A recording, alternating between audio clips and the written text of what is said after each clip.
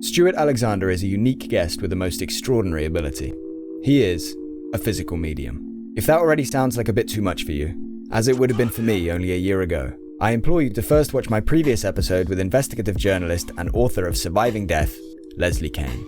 Amongst other things, we discussed her research into this phenomenon and her experiences with Stuart. Stuart Alexander is very accomplished because he's been doing this for his whole adult life. I thoroughly trust and believe in no matter what circumstance he's in, he has the highest integrity. He's been extremely private about it. He's not interested in using it to make money. He's just an extraordinarily humble, sincere, devoted person who just wants to sit every week, develop his mediumship, and let people know that death is not the end.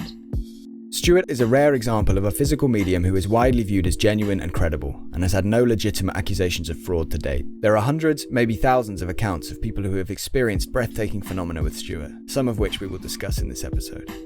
For the duration of this interview, I encourage you to suspend your judgment, but keep your healthy skepticism and an open mind. Before we begin, I would briefly like to mention 3 highly relevant books. Firstly, Surviving Death, A Journalist Investigates Evidence for an Afterlife, by Leslie Kean, the book that changed my worldview and introduced me to the paradigm-challenging phenomenon of physical mediumship.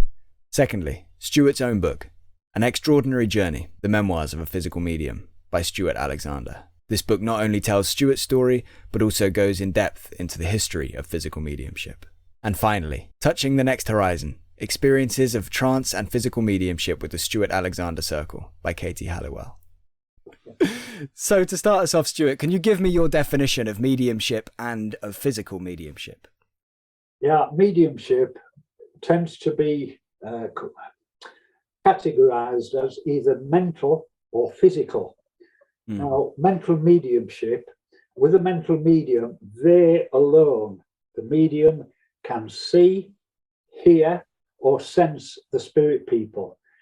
To see the spirit people, such a medium is referred to as a clairvoyance.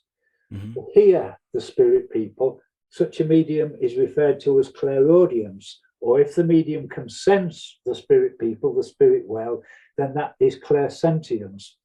But it's only the medium that can see, hear, or sense. Okay, physical mediumship is something very, very different. At a physical seance, everyone who participates will see and hear the same thing. Sometimes the spirit people are able to speak in their own voices, remote at a distance from the medium. That is referred to as direct voice, or independent voice.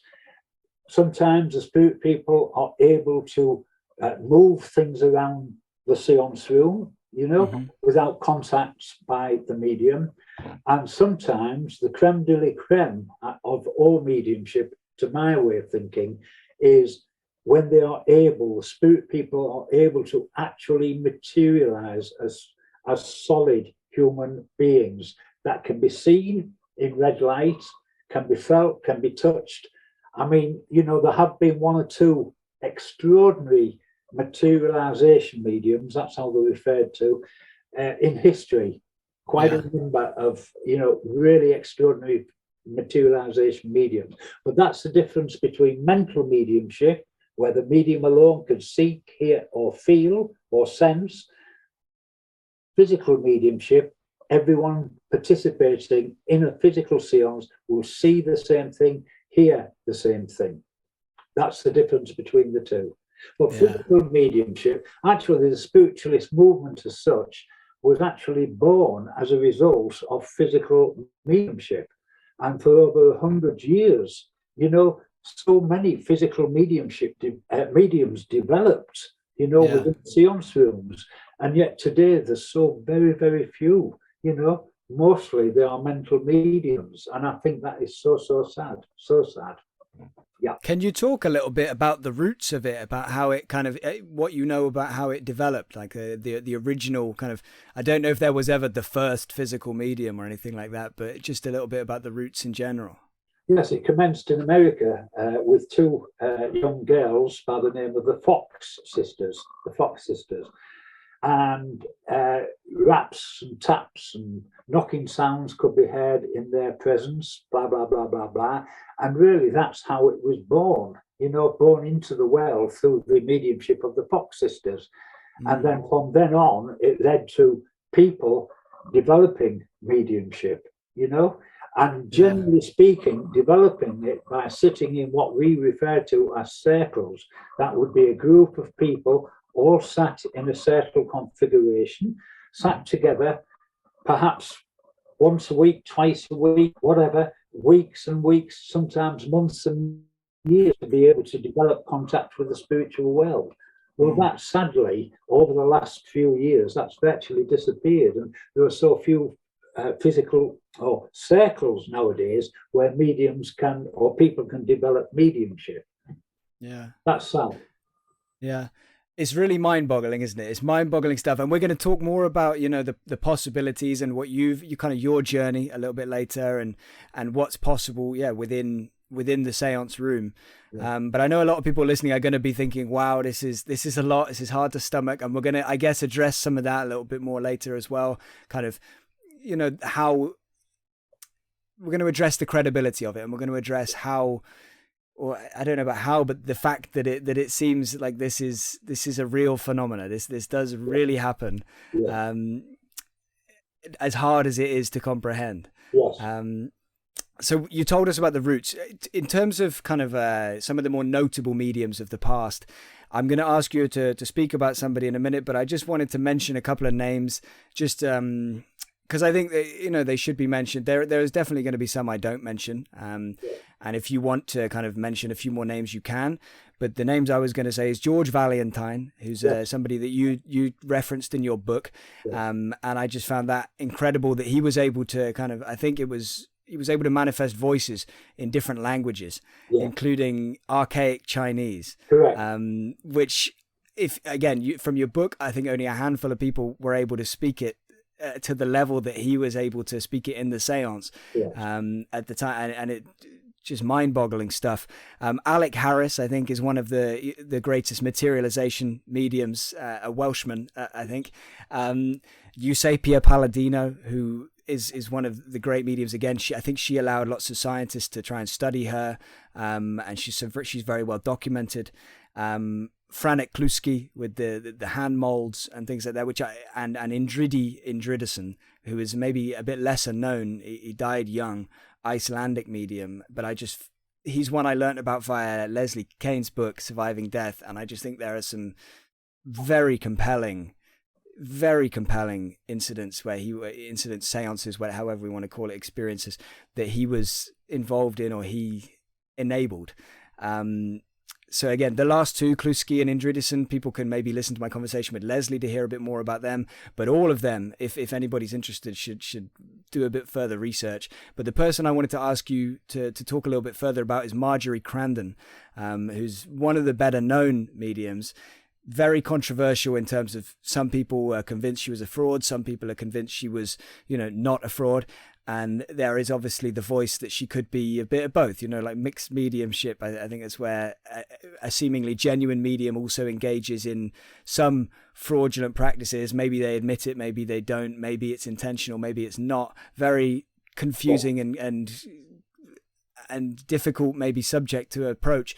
But please, could you take it away and talk a little bit about Marjorie and her mediumship? Yes, I will, with great pleasure, actually. And I say that because this is a lady, this is a medium, this is a woman who has fascinated me truly for over 50 years now. And I've made an extensive study of her mediumship. So perhaps, for people who will see this interview, let me begin by saying that she was actually born in Canada. And at the age of 16, the entire family moved over to Boston in the States. And it was there some years later she was to meet and marry a grocer by the name of Earl Rand. And she had a baby son to him. Sadly, the marriage was not a happy one. And eventually they were to divorce, with Minna gaining custody of the child. Then she met and married one of the most credible, one of the most well-known extraordinary surgeons of the day by the name of Dr. Crandon, Leroy Goddard Crandon, a man of enormous social and academic standing. In fact, his book, Surgery Aftercare, was used within the profession over there for many years. Now, upon the marriage, they moved into 10 Lime Street on Beacon Hill in Boston. Now, it's said that neither of them had any interest whatsoever in spiritualism until, that is, Dr. Crandon read W.J. Crawford's book about the Gallagher Circle over in Ireland, the physical phenomena that was occurring in that circle. Right. And this really excited his interest. Sometime later, he and his wife, Minna, attended a meeting at the town hall in Boston where the well-known author Sir Arthur Conan Doyle was giving a talk about survival and communication, spiritualism, of course. And this really excited Dr. Crandon's interest, so much so that he decided that he would form his own circle for experimental purposes. That's all, experimental purposes. Yeah. And the circle was made up of himself, his wife Minna, who I understand was not particularly interested. She probably sat to keep her husband happy. And Dr. Crandon's work colleague, Dr. Mark Richardson, and Dr. Mick Richardson's wife. And they would sit there around the table, hands resting on the top, no doubt asking, is there anybody there?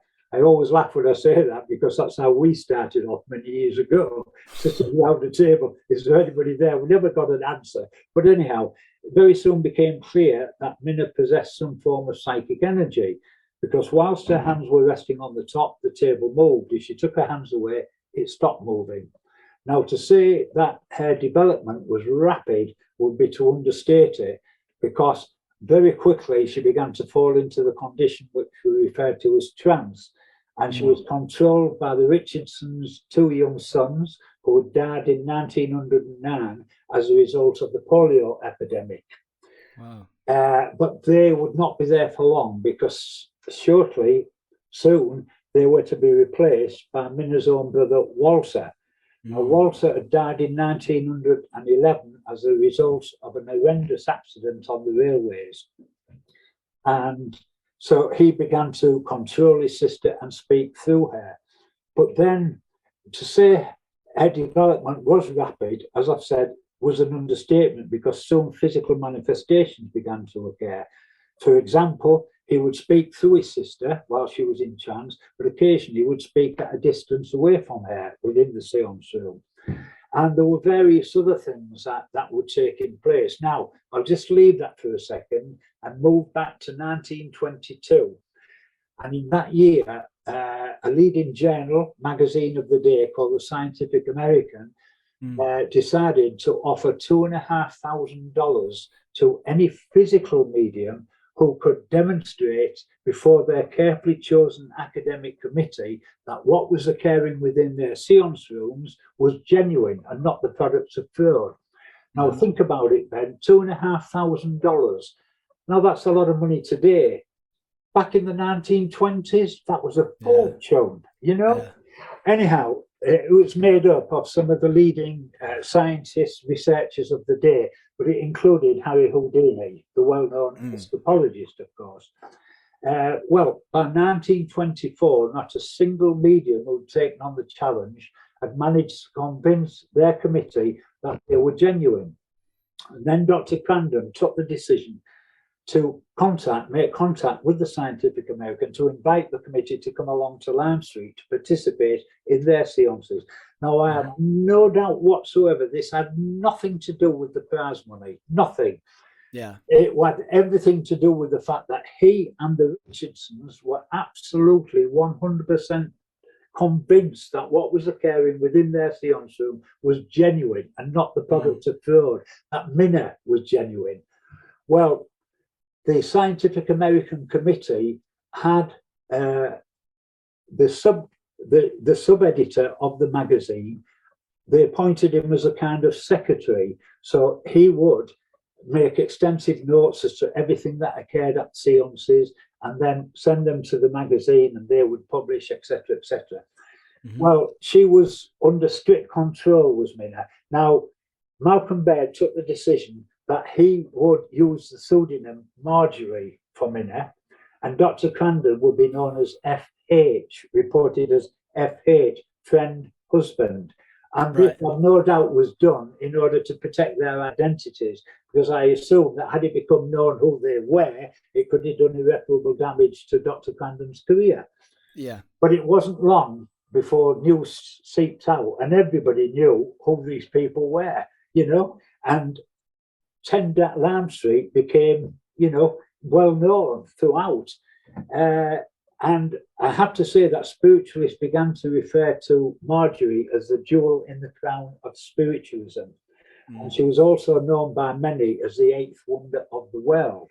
Now, the researchers made absolutely certain that she was under strict body control, that she couldn't be moving around the seance room, and yet the most extraordinary things were occurring. So the committee decided that they would begin to bring in certain pieces of equipment, apparatus, whatever you want to call it, to further test the mediumship. And one of those was a microphone which was sealed within a soundproof box. That was placed in the seance room. Okay, then it was connected to a speaker on the floor below. A researcher would sit beside the speaker, and the researchers in the seance room would say to Walter, Walter, speak into the microphone. Remember, it was within a soundproof box. Yeah. Nobody could hear anything within the seance room, but on the floor below, beside the speaker, the researcher would hear Walter speaking. You know, yeah. That's just one thing. There were many other things. Without showing you diagrams, it would be difficult to explain. But take it from me that some of these pieces of apparatus that the committee brought into the seance room, there was no way that it could be fraudulently, you know, tampered with. Now, it's said that the Scientific American Committee was seriously considering awarding the prize to the Crandons. And then Harry Houdini found out about it, and he hadn't sat with her. And he said, don't do that, don't do it until I've had the opportunity to sit with her. Now, Ben, the fact is that Harry Houdini was well known for having exposed many, many so-called mediums. So he said that he was going into these sittings with a totally open mind, willing to be convinced. Yeah. Who by then was probably the world's greatest medium, coming up against the world's greatest escapologist magician, you know. Yeah, it was ridiculous, you know. And then he went into print after 4 sittings with a booklet. Houdini exposes the tricks used by the Boston medium Marjorie. And so it went on. Now, I have to say, some years ago, I was very, very fortunate to be in contact with one of the daughters of Dr. Richardson, Dr. and Mrs. Richardson. And her name was Marion Nestor. And she was actually a staff member for a number of years at the American Society for Psychical Research. And it was just such an honor and a privilege to correspond with her by letter. Yeah. And on one occasion, she sent me an article that she'd had published in, I think it was the magazine Nature, I think it was. And it was headed, I Was There. And she was able to describe what she actually witnessed. You know, it was extraordinary. And she told me, she said, Stuart, she said, my parents, oh, they were so angry. She said, so many times the sole topic of conversation around the dinner table was the latest controversy to strike the mediumship. And Dr. Richardson would refer to the researchers as those bloody-minded researchers, because he said immediately following a sitting where these researchers, you know, took part, they would be absolutely convinced everything was genuine, and some would sign affidavits to that effect. Yet by the following day, they'd had afterthoughts and demanded more sittings. And so it went on and on and on and on. And I understand that the latest accusations that are being made, all these skeptics, they deal in truth, half-truth, fiction presented as fact, you know, selective information. all to make sure that the listener, because these Marjorie mediumship has been broadcast on the wireless, dramas, also television production, many articles, books have been written, and so all to convince the viewer, the listener, the reader that she was an out and out fraud. None of them ever mention the phenomena that cannot possibly be explained away. It cannot be explained away. They all ignore that. And the latest thing that I've just heard is now accusations are being made. Apparently, sometimes Marjorie, would sit in the nude and she would seduce the researchers to keep the researchers quiet. Well, all I can say is that if those researchers were alive here today in this world, they would be suing these people that are saying that. It's horrendous, isn't it? It's absolutely right. So I'm 100% certain that the Marjorie mediumship was genuine. It wasn't partly fraudulent. It wasn't partly genuine. It was totally genuine. I've not the least, and I'm saying that based on 50 odd years of close research. Yeah. And you have researched people that you've ended up thinking, okay, they were not genuine, or you've also sat with people, you've sat with other mediums, and you've had incidents where you're like, oh, okay, no, they are not who they say they are. That you've had moments where alarm bells go off and somebody does something or breaks character for a moment, and lets something slip, and you clock it, don't you? Because I think at heart you were a skeptic, right? Because I think there's two ways. Skeptic has come to mean somebody that wants to dismiss things out of hand, but a proper skeptic is somebody that just investigates, right, and questions things. Stanley Krippner, somebody I spoke to on this podcast, he would call people that you're referring to scoffers, people that just, they want to dismiss it however they can, in whatever manner, but you're a skeptic yourself, I think, in some ways. I certainly started off that way, when I became involved in spiritualism, seriously, I knew nothing about it then. That's, in fact, let's talk about that next. If you could tell me about how because you got involved via a book, you got interested into kind of spiritual topics. It was On the Edge of the Etheric by Arthur Findlay. I, of course, became open to these topics via a book, Surviving Death by Leslie Kean, which you wrote a chapter for, which we can talk a little bit more about later. But so tell me about the book and about how it happened for you and how you became interested and open. Well, I would say until I was 22 years of age, I had never given any thought to spirit. Not really, If I had, I would have imagined, like most people in ignorance, I would have imagined people sat in dark rooms, hands on table, asking, is there anybody there, that kind of thing. And, that was my ignorance of the entire subject. I knew nothing about it, And then my brother purchased this book, On the Edge of the Etheric, which of course is a classic within spiritualism, and it featured the extraordinary medium, John Campbell Sloan. And my brother purchased the book, he read it, passed it to me and said, Stuart, read this and then we'll talk about it. I said, oh, right, okay, mate. I had no idea what it was about. And he gave it to me and I read it, and I couldn't believe what I was reading. This introduced me to a whole new world, extraordinary. It really affected me. So much so that my brother and I began to read many books about spirit, particularly physical mediumship, because that is what was featured within Arthur Findlay's book On the Edge of the Etheric through John Sloan. And then eventually we began to occasionally attend the local spiritualist churches. And it all really went from there, Ben. We were invited on one occasion to attend a home circle. We'd never sat in a circle before, neither of us. We didn't know what to expect. Apparently the medium was a trance medium. We'd never seen anybody fall into trance. So we thought, this will be interesting. And they all saying, you never look a gift horse in the mouth. We've got to go, So we went and we sat there.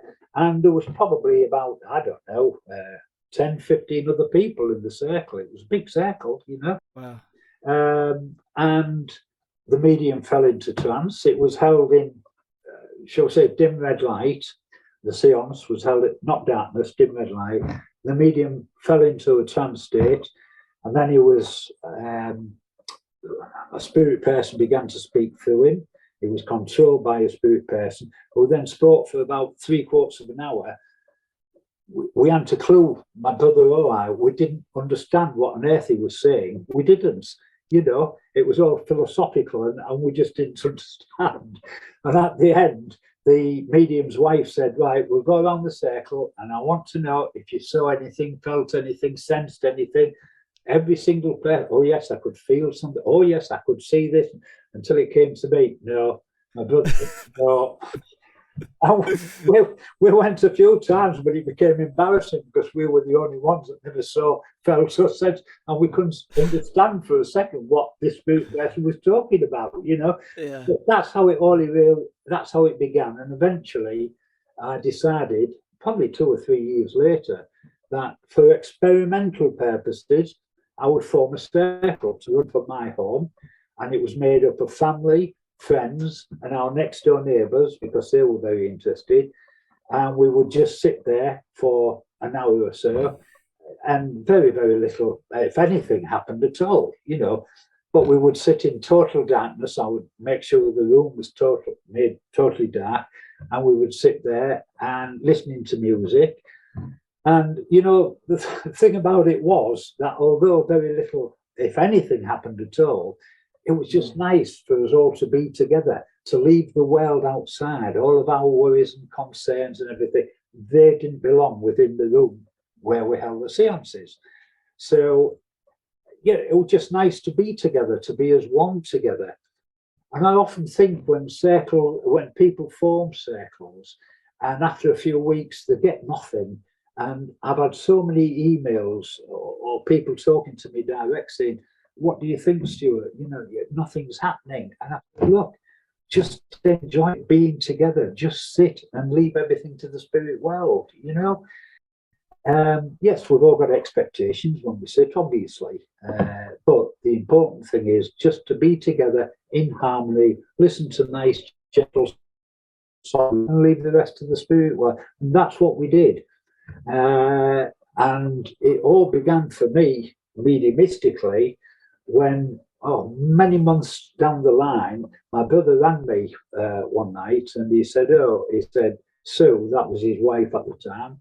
He said, so now we're just going to have a little seance. Would you like to come? I said, yeah, I'll come, mate. So I went, and the three of us were just sat around the table, listening to soft music for about an hour. And I just started to think, about the cup of tea that we would shortly be having, and the biscuits and the cakes.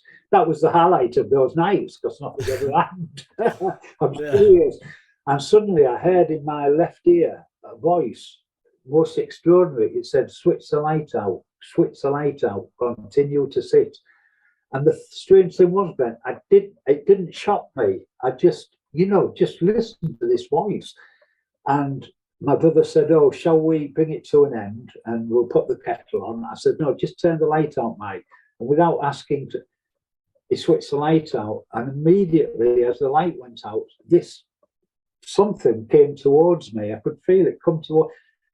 Next moment, he was inside me and I was outside me. And I looked and I could see myself and my mouth open. And a voice said, I come speak, brother, sister. And no sooner was that said, then he was out and I was back in. And that was the beginning. And that's serious. That's exactly what happened, Wow. Yeah. And it all went from there, but it took years and years and years. So it was years until something happened. Yeah. It was probably 2 or 3 years before that event. Wow. Then after that, we would sit and not always, sometimes we would have what we call blank sittings where seemingly nothing would happen. But if this guide came through, then he would only ever speak a few words. And it took a long, long time, sitting, months, years, before gradually, this spirit team that work with me today actually, came together, beginning to work with me. Yeah. Wow. Wow. So to go back to that first time, in fact, before the first time as well, I bet in those years when nothing was happening, I bet every time, somebody accidentally smacked their foot on the floor, or somebody dropped something, or a wind blew, I bet, everybody was thinking, oh, is this it? But so tell me about the moment when when that first happened, when you heard, turn out the light, continue to sit. And then you explained you felt this presence approaching you. Can you kind of expand on it a little bit and just give me any other feelings you had, sensations, or what your memories are of this feeling approaching you and leaving you, and you returning to your body, just all of it, really? It's very difficult, Ben. What I will say to you is this: that the voice spoke in my ear, switch the light out, continue to sit, switch the light, and it just keep repeating. Were you worried at that point? Were you afraid or anything? That's the strange thing. I wasn't. Just felt normal. Just normal. Yeah. And it kept repeating. And then, as I said, my brother said, well, shall we bring it to an end and we'll put the kettle? I said, Mike, switch the light out. And he didn't even ask why. And he switched off the light. As the light went out, he came towards me, and as he did so, every muscle, every nerve, everything in my body began to jump. Wow. I remember that real clearly, jumping. And the next moment, I was outside myself, and I was looking at myself, and then I saw my mouth open, and those words came out, I come speak for the sister. No sooner had those been said, than he was out, and I, in the blinking of an eye, I was back in. It was quite extraordinary. That's all I can say to you, Ben. Quite extraordinary. How do you describe the indescribable? Yeah, I know. In your book, you said something to the effect of like the reptilian feeling kind of left you, or something like that. And I guess you can't really kind of expand on that any more than that's your best attempt at trying to put words on it. Absolutely. Yeah. Does it still feel the same? No. It's always different. I remember now that I've been sitting for many years. I mean, that present circle has been sitting for over 40 years now, every week, about Christmas and holiday vacations. Yeah. We've been sitting for 40 years. But it's still, it's difficult to explain. We play the same piece of music every time. And that for me is like a trigger. That music has got to be played, the same piece of music, and it's like a trigger. And no sooner does it start, that within seconds I feel like an energy in my body. I absolutely feel it on my head, round my head. Wow. And then very, very quickly I've gone, Yeah. And then I don't know anything, Yeah. And then the spirit people take over. Yeah. Yeah. That's amazing.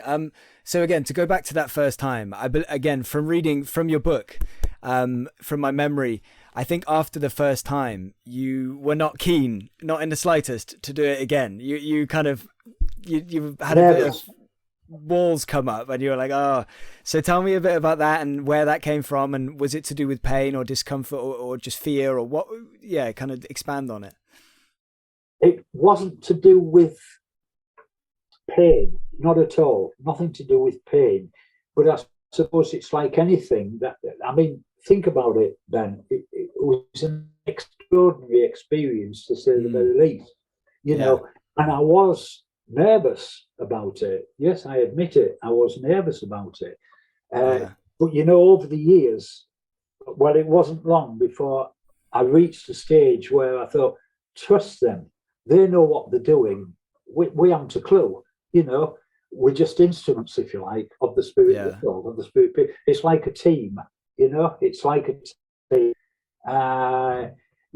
So I can't say it was painful, not in the least, but certainly at first I was nervous about it, and that's the best I can say, really. And also I've got to also say, this is important, and I think any medium, when they begin to develop, if they're honest with themselves, they must wonder, because I certainly did. This was going to be my next question. You beat me to it, but carry on, please. Is it me? Is it me? Have I conjured this person up in order to meet expectation? Is it an element of myself? Is it wishful thinking? Is it this? Is it that? So all these thoughts go around. I mean, and if you're honest, obviously they do. They go around in your mind constantly. And I was doubting it at the time. It can't be, but. And then one night, this is probably months and months and months after this began to happen. One night, my wife was going off to night class, and I said to her, just before you go, I said, write something down on a piece of paper, seal it up in an envelope. I said, give it to me, and I'm going to ask Whitefeather, that was the name of the guide, Whitefeather, if he can tell me what you've written. And if he can do, then I know, beyond question, I know that he's genuine and it's not an element of myself. All right, she said. So she wrote something down in an envelope, sealed it up, gave it to me. She went off to night school. And I sat at the table looking at this envelope thinking, well, what do I do? So I put it to my forehead. This is true. I put it to my forehead and I said, right, Whitefeather, come on, tell me, what has she written? What has she written? And I must have been sat there for half an hour with this, to my own smile when I say this, to my forehead. And then suddenly I saw, in my mind's eye, I saw a riverbank, and the sun was shining, and there was a dog running up and down, barking up and down. So I thought, oh, right. And yeah, she came home. I said, what did you write then? She said, well, open the envelope. And I looked. So I opened the envelope and I read, and she'd put a riverbank, the sun is shining, and there is a dog running backwards and forwards, barking. That's it. I thought, that's it. He's genuinely is, it's not a part of myself. He's definitely who he is, not me. It's nothing to do. Well, that certainty lasted for about a week or a fortnight. Then I thought, hang on, it's telepathy. It's telepathy between us, you see. But then it all altered one night. I have to tell you, I don't know if you've heard the name Leslie Flint, Ben. Leslie in your book, yeah. Yes. Well, Leslie Flint was one of, I speak about, I've written about this in the book, but it was such a wonderful occasion. Leslie Flint was probably the finest direct voice medium in this country, in the UK, for many, many years. And I was very, very fortunate. Sorry, Stuart, just to cut in really quickly, just to say again in a bit, because you mentioned it earlier, direct voice, but just for anybody that really is unfamiliar with it, correct me if I'm wrong, but that's when a voice will seemingly speak from a point in space near, well, it doesn't have to be near you necessarily, but somewhere in the room. And it doesn't seem to emanate from where you're sitting, and it might not sound like your voice. In fact, it might sound completely different. It might be a woman's voice, it could be a different language, but it's in essence, it's a different voice coming from somewhere else in the room that maybe speaks to somebody individually or just generally to the room, right? Absolutely, 100% correct. Yes, and this is what happened with Leslie Flint. The voices, sometimes he would be speaking at the same time as the voices were speaking. Right. Wow. Yeah. And we were very fortunate, my brother and I and our wives, to travel to London, which was quite a journey for us from the north of England, to actually sit with him. And such a wonderful, wonderful experience, to be there. And people would go from all over the world to sit with him, Yeah. And to sit there and to hear people's loved ones coming through and speaking in children, I can't tell you what an honour it was, what a privilege it was to be there. Anyway, I remember something else. So we had that sitting, which just this world, it was wonderful.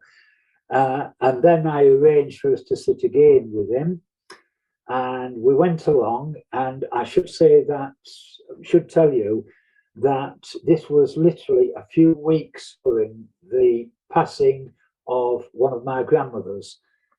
She was very, very important in my life. She was more or less like a mother figure, and she was admitted into hospital. a week or two before she passed over, and the family would go and see her to sit round the bed and talk to her. And anyhow, on one occasion, we were there at the hospital, and as we were leaving, but families were saying, well, I can't come tomorrow night, and no one could go except myself. And I thought, well, so I went the following night, and I'd no sooner driven away to go to the hospital, and apparently home telephone rang. My wife picked it up, and it was one of my uncles, and he said, tell Stuart not to go. Granny's is dying. But it was too late. I'd already gone. So I got there, and she was in a private ward. They'd moved her into a ward on her own. I sat at the side of the bed. Now, something happened between us that nobody knew about, and nobody to this day knows about. Nobody. I sat with her for about 3/4 of an hour, and eventually I stood to leave. And as I was leaving, so sons and daughters, my aunts and uncles were all there, you know, and I left. And the following morning, the phone rang, and I picked it up, and it was my uncle. And he said, oh, sorry to tell you, Stuart, Gran died last night. I said, right. A couple of weeks later, we were at Leslie Flint's, and part of the way through the seance, suddenly my grandmother started speaking to me, and she mentioned what happened between us that nobody on this earth knew about, and I knew it was her. I knew it was her. Well, can you imagine how I felt about that then? You know, this woman who was like a mother figure to me, it was just extraordinary. She'd finished, and the way she spoke, and the way that she spoke about my grandfather, you know, was unique to her. And that is the way she spoke. Everything, it was her, you know, the way she spoke. Yeah. Anyway, she went, and the next voice was someone who claimed to be white. And I remember thinking... Sorry, you cut up then. You said white feather, yeah? Yes, that's right. This guide who'd been working through me. Now, I should tell you, and I forgot to mention, whenever white feather controlled me, spoke through me, that my left hand would always become like as if it was deformed, It would curl in. And it still does to this day, as if it was, actually deformed. Anyway, so this voice starts speaking, introduces himself as White Feather, and immediately it sprang into my mind. I thought, this is my opportunity to find out if he really is who he claims to be, that it's not me, that he is a separate individual. What can I do? And it suddenly occurred to me. I said, White Feather, can I ask a question? He said, yes. I said, in life, did you have a physical deformity? And as quick as that, he said, do you mean my left hand? And never doubted him since. That really convinced me that it was nothing to do with me, that he was a separate individual that worked through me. So, you know, it was a wonderful occasion to say that. Oh, and I have to tell you that following each sitting, Leslie Flint's partner would ask if we wanted a copy of the recording of the sitting, of the seance, and we would always say yes. So a week or two later, it would come through the post. And I'd forgotten this actually until the other day when I was looking through some of my past letters, my files, and he sent the recording, and there was a letter inside from him. His name was Bram Rogers. And I read the letter just the other day, which I'd totally forgotten about. And he said, whilst I was doing the recording for you, the copy of the recording, he said, I couldn't help but listen to it.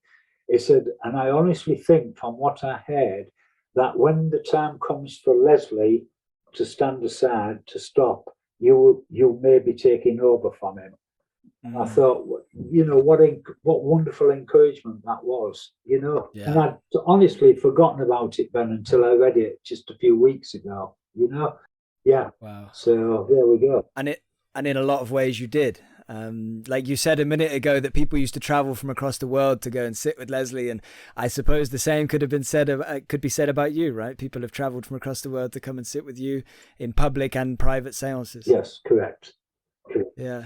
Yeah. My biggest fear has always been, and it is a concern, and people say, well, why should it be a concern? Because it's nothing to do with you, you're in trance, but it is a concern. I wouldn't be human if it wasn't a concern. And the concern is, if people have made a long journey to come and sit with me, I always think, I hope they're not going to be disappointed. I hope the spirit world are able to work, in a good way, in an evidential way. That's important, an evidential way. So I've always been, and I always am, before every single sitting where guests come along to sit with me, I'm always worried, Yeah. because I want them to see the best, Yeah, I understand. Because it must be hard, because obviously it's totally out of your control, or mostly out of your control. I suppose you can kind of try and keep yourself in good form and good sleep and good diet. I suppose that would help. I have no idea, but I wouldn't imagine there's much more you can do. There isn't. At the end of the day, it's in their hands and it's not in our hands. All we can do, Ben, is to present to them the best possible conditions we can. And for us, the best possible conditions is, first of all, everyone who sits should be in perfect harmony, the same hopes, the same aspirations, but in perfect harmony, so that they come together and become one united whole. That's what is so important. And then we totally black out the room, because we've always been told it's easier for the spirit world to work in black conditions, and I'll explain why, if you wish, in a moment. So that's what we do, and then we play the music, and then we are in the hands of the spirit world, and we leave everything to them. Everything. Yeah. I will let you the chance in a minute to go into kind of the things about why you sit in darkness and things like that, if you'd like. I'm going to ask you kind of the general procedure, but just to kind of give a little bit more background information. So thousands of people have witnessed your, the phenomena produced in your seance room, right? And I would say tens at the minimum, quite possibly hundreds, have written about those experiences in various articles and books and things like that. You've sat with researchers, you've sat with journalists, including the amazing Leslie Kean, who's written about her experiences in her book, Surviving Death, that we mentioned earlier and we'll mention again later. Yes. Long story short, your reputation is stellar, and you're widely regarded as one of the greatest, the most credible physical mediums in the world. And also, one of the most developed physical mediums alive today. It's quite a resume. Can you talk me and us, the people listening that are unfamiliar with this, through a typical seance, like kind of the behind the scenes, what goes into setting it up and what's the procedure, and I guess what can happen? Not necessarily every time, because I know it's different. It's not like it's not like putting a film in a VHS player and you're going to see the same thing every time. It's different. So, but give me the kind of general, the general idea, the general procedure, and what can and does take place. Yes. If you don't mind, and take as long as you want and go into detail on whichever points you want with this. Okay. Before I do that, Ben, can I first of all just correct something you said? Please. When you said journalists, the what I will say about that is, no, I've not allowed journalists ever to come. You see, at the end of except Leslie, then. Except Leslie, and I'll go into that. But the main reason is I have absolutely no interest whatsoever in publication of any kind. I haven't, and I never have. What I do for people, to help them, to make them appreciate and realize that this is only the beginning of a long journey, the earthly life. We've had people come to us who've been in the depths of mourning because they've lost loved ones, and they've left after the seance, have left as, totally different people, and to be able to be a part of that, to see that on so many occasions is just wonderful, So journalism, publicity, Honestly, I'm not interested. The only reason I've agreed to this interview and to the past interviews is because it was repeatedly pointed out to me that if I was to do this, if I was to give these interviews, then it would be an opportunity for me to speak a little bit about my book, because I see the book as a kind of legacy. Because I think to myself, thank you, I think to myself that once I've left this world, then hopefully the book will continue to speak for me, you know? Yeah. Uh, Yeah, absolutely. You know, so I'm not interested, and I never have been interested in publicity. That's not the reason why I've spent so many years developing.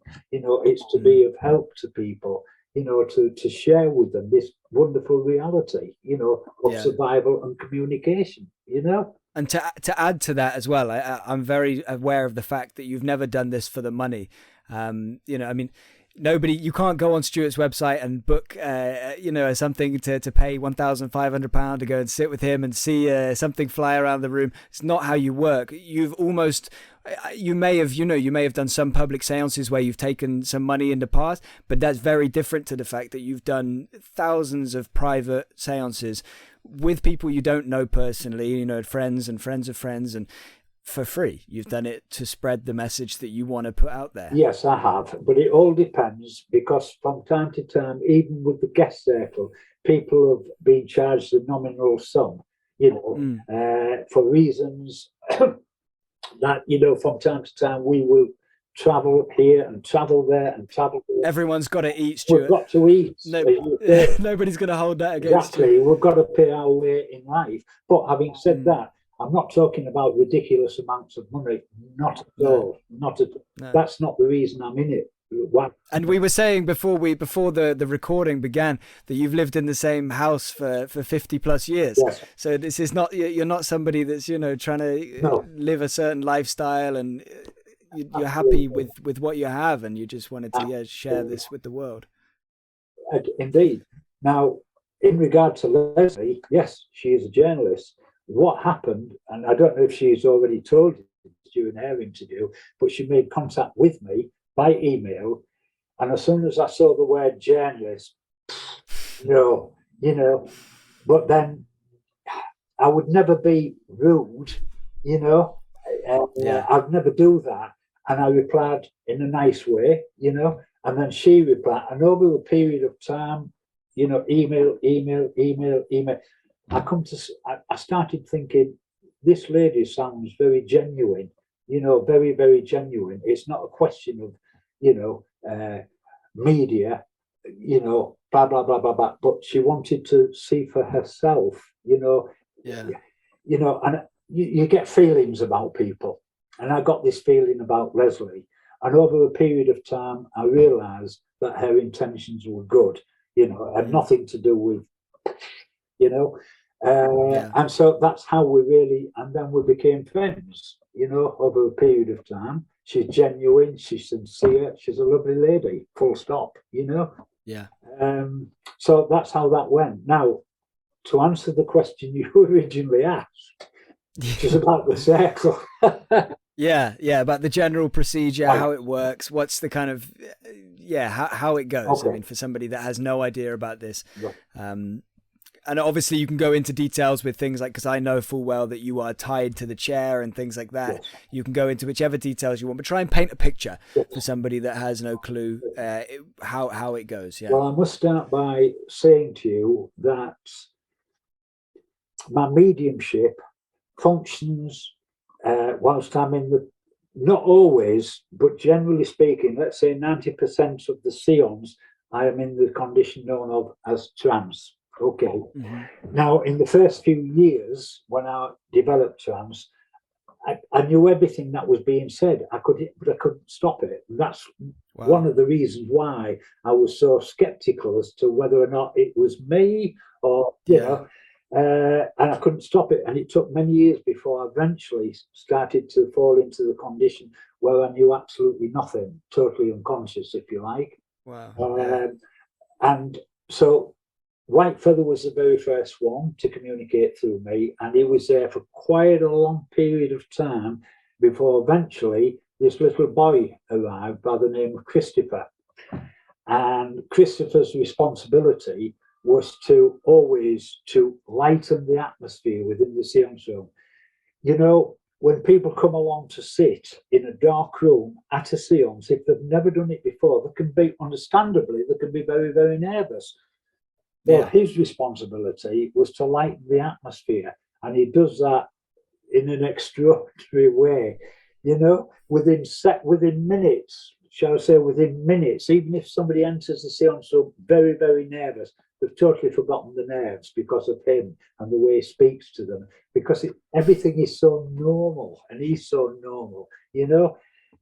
So that is his responsibility. And so there was the two of them. There was Whitefeather, and then he would be replaced, part of the seance, by Christopher. And then eventually, years later, then this lady arrived called Frida Johnson, and it was her responsibility to present survival evidence, which to me is everything. That is so important, vitally important. Yeah. You know, it's all right, physical things happening within the seance room, but if there's no evidence to back it up, what's the point? You know, so her responsibility has always been to present survival evidence to citizens. And we will circle back to evidence as well, different kinds of survival evidence. We'll come back to that after. So yeah. Okay, and then Walter Stinson arrived, Marjorie's brother, Minna's brother, and he said right from the beginning that he was coming back to complete the task he commenced all those years ago through his sister's mediumship, you know. Wow. And at first, I have to tell you, Ben, that I was very, very skeptical. I thought, I can't believe this. That I just couldn't believe it, you know, that he actually, you know, decided to come back. And it was a long time before eventually I come to accept him as Walter Stinson. Yeah. And then I suppose I thought to myself, well, it didn't surprise me because I'd spent over 50 years researching the Marjorie mediumship, you know. So I thought, well, that's the reason he's being drawn to me. It must be, you know. So Walter, and then we have Dr. Barnett, and he is responsible for healings, which he has done some extraordinary healings, but not always. You know, sometimes he's tried and been totally unsuccessful. Yeah. So, again, I hope to circle back to that as well after. So seance, right? Okay. So, do you want me to describe what it's like when we have guest sitters, or do you want me to just describe the home circle? I mean, it's a good question. I suppose it's whatever you feel more comfortable with, really. I mean, I don't mind too much. If there's major differences, are there major differences? Oh yes. Oh yes. Yeah. With the home circle, the spirit people, we call them the team, the spirit team who work with us, they're constantly working on improving the manifestations, the in order to display them when you do a public one. Yes, that's right, to make it more, you know, they never stop trying to do more and more and more, you know, to present different forms of physical manifestations, or to better them, shall we say? You know, so let's say it's like an experiment constantly. You know, it's the laboratory of the spirit world. The home circle is the laboratory. Now, if we have guest sitters, it's not the laboratory of the spirit world. That's totally different, you know. But they work on improving the contact to present, you know, more evidential manifest. I suppose let's talk about if there's a guest. Let's almost kind of try and put the listener or viewer into the, you know, imagine, so they can imagine that they're coming to sit with you and this is how it would go. Yes. If that's okay. Yeah, so kind of so I guess we can start from maybe, you know, just before you all enter the room or something like that. Okay. Well, if we have a guest circle so called, so there will always obviously be myself, the lady in whose home we hold the seances, and my circle leader and his wife, who have been at my side now for over 40 years as circle leaders, and then the rest would be guest sitters. Okay.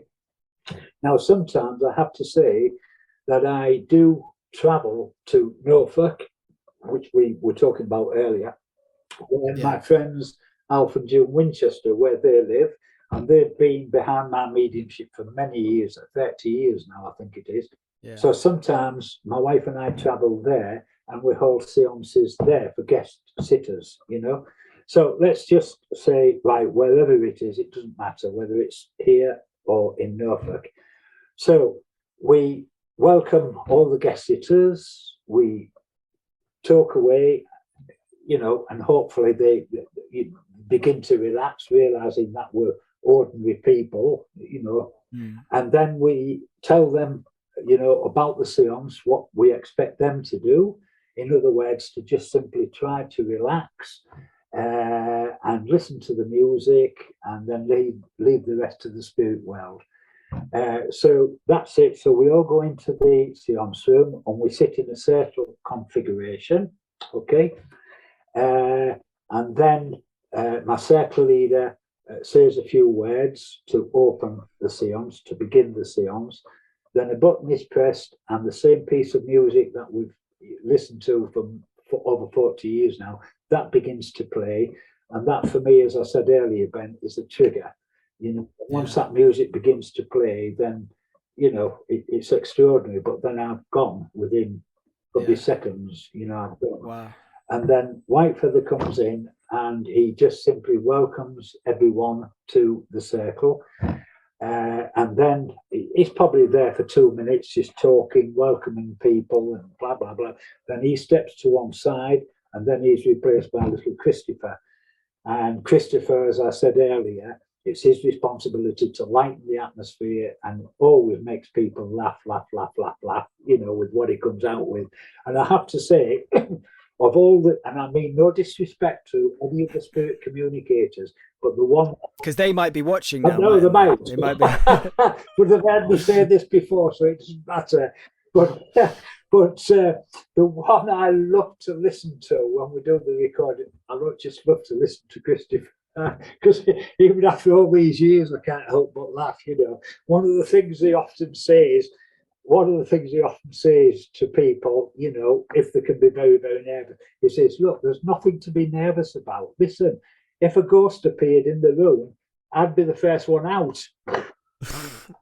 You know. Yeah. But so he's got a magical way about him of lightening the atmosphere, so everybody just forgets the nerves and just becomes part of the whole, you know. And then when he steps aside, he could be there for 5 minutes, 10 minutes, whatever, and he steps aside, and then Frida Johnson, very often it's Frida that comes in, and then it's her responsibility, as I said earlier, to produce the evidential communications. And very often she will introduce somebody, you know, a loved one, and then she will say, "Just a minute," and she'll step aside, and then that loved one will come in and speak directly to, you know, to the sitter, you know. Wow. Very often they have great difficulty, as you can imagine.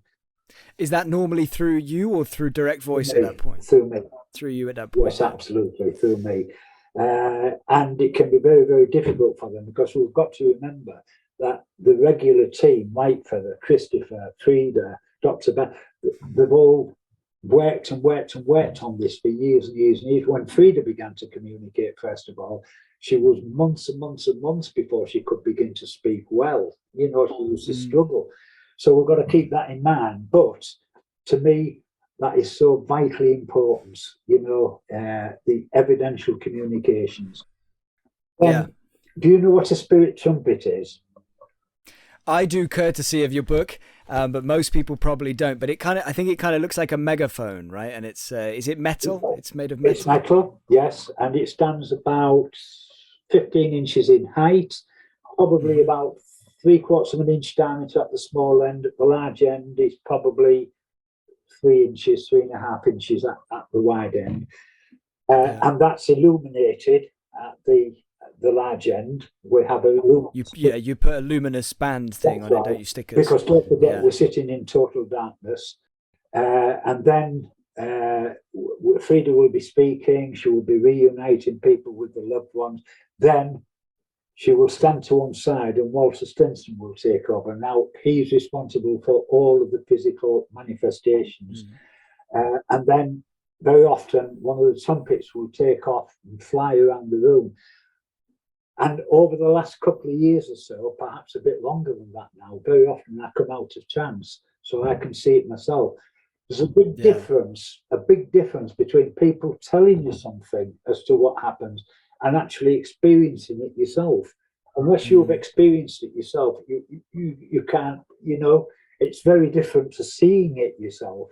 And so to see it is absolutely wonderful. The trumpet will fly around the room, and we use two, and very often the second one will, levitate up, and that will fly around the room. Sometimes, but not often, the spirit people will then begin to speak through the trumpets, and that amplifies the voices. So that's that part of it. And then we have a small table which is directly in front of me. It stands probably about, let me have a think, about 15 inches in height and probably about 15 inches in diameter. But the top is glass. It's got a glass top, and inside the table is a red light. So when Walter calls for the red light to be switched on in the table, it's switched on, and then you can see the whole top of the table through the glass, and then he will often invite her, it's usually a lady, he'll invite to come and sit facing me at the table, and then he will tell them he's going to show them, or try to show them, his own hand. And then as they're watching, they will see like a cloud appear on the table. Leslie has witnessed this, hasn't she, I think, as well? Yes.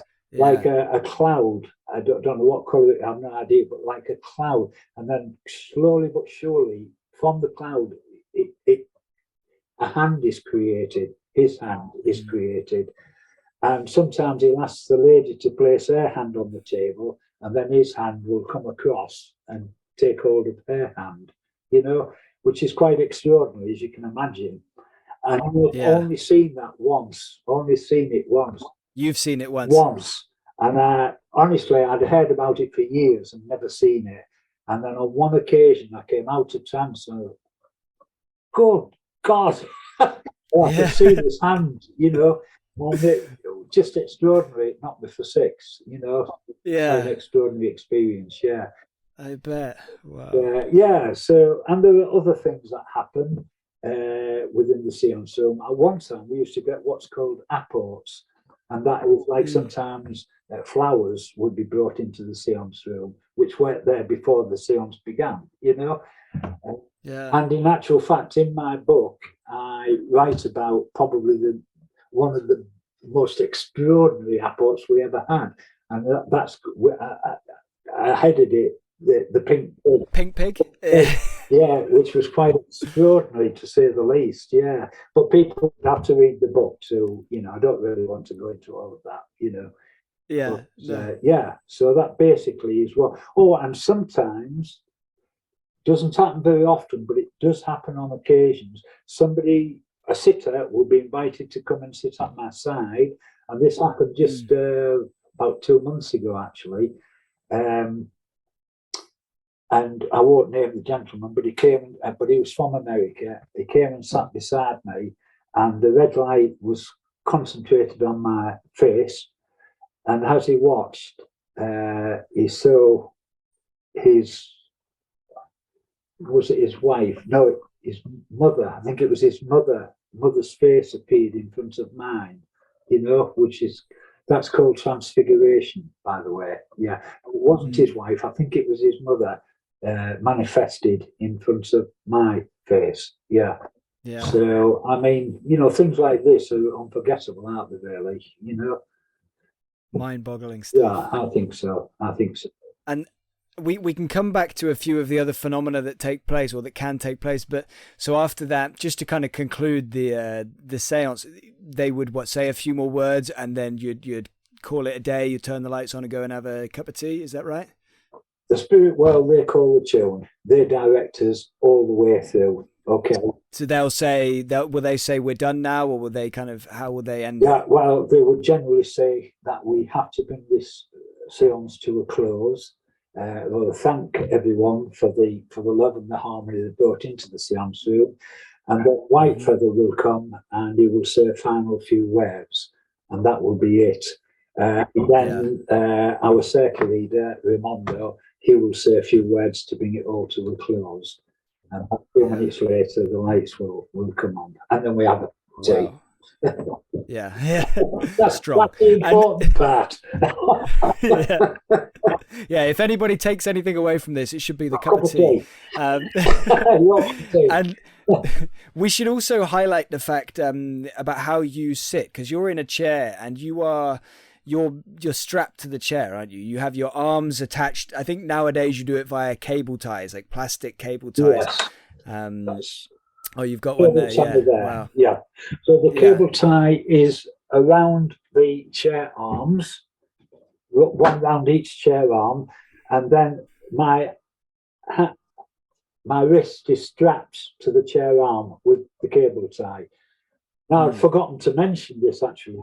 Matter through matter. Yeah, I was going to ask you about it. Yeah. So my arms are fastened tightly to the chair arms. Okay. The only way they can be released is for pliers or a pair of scissors to cut through the strap. And then Walter will invite a lady to come and sit at my side. She'll sit at my side, and then he'll ask her to take my hand, my right hand, which she will do, and he says, keep hold of it, do not let go for a moment. Then he will say, with your right hand, feel Stuart's arm, feel the strap. Is it round his arm? Is it round the chair arm? And they will feel, say, yes, it's there, it's in place.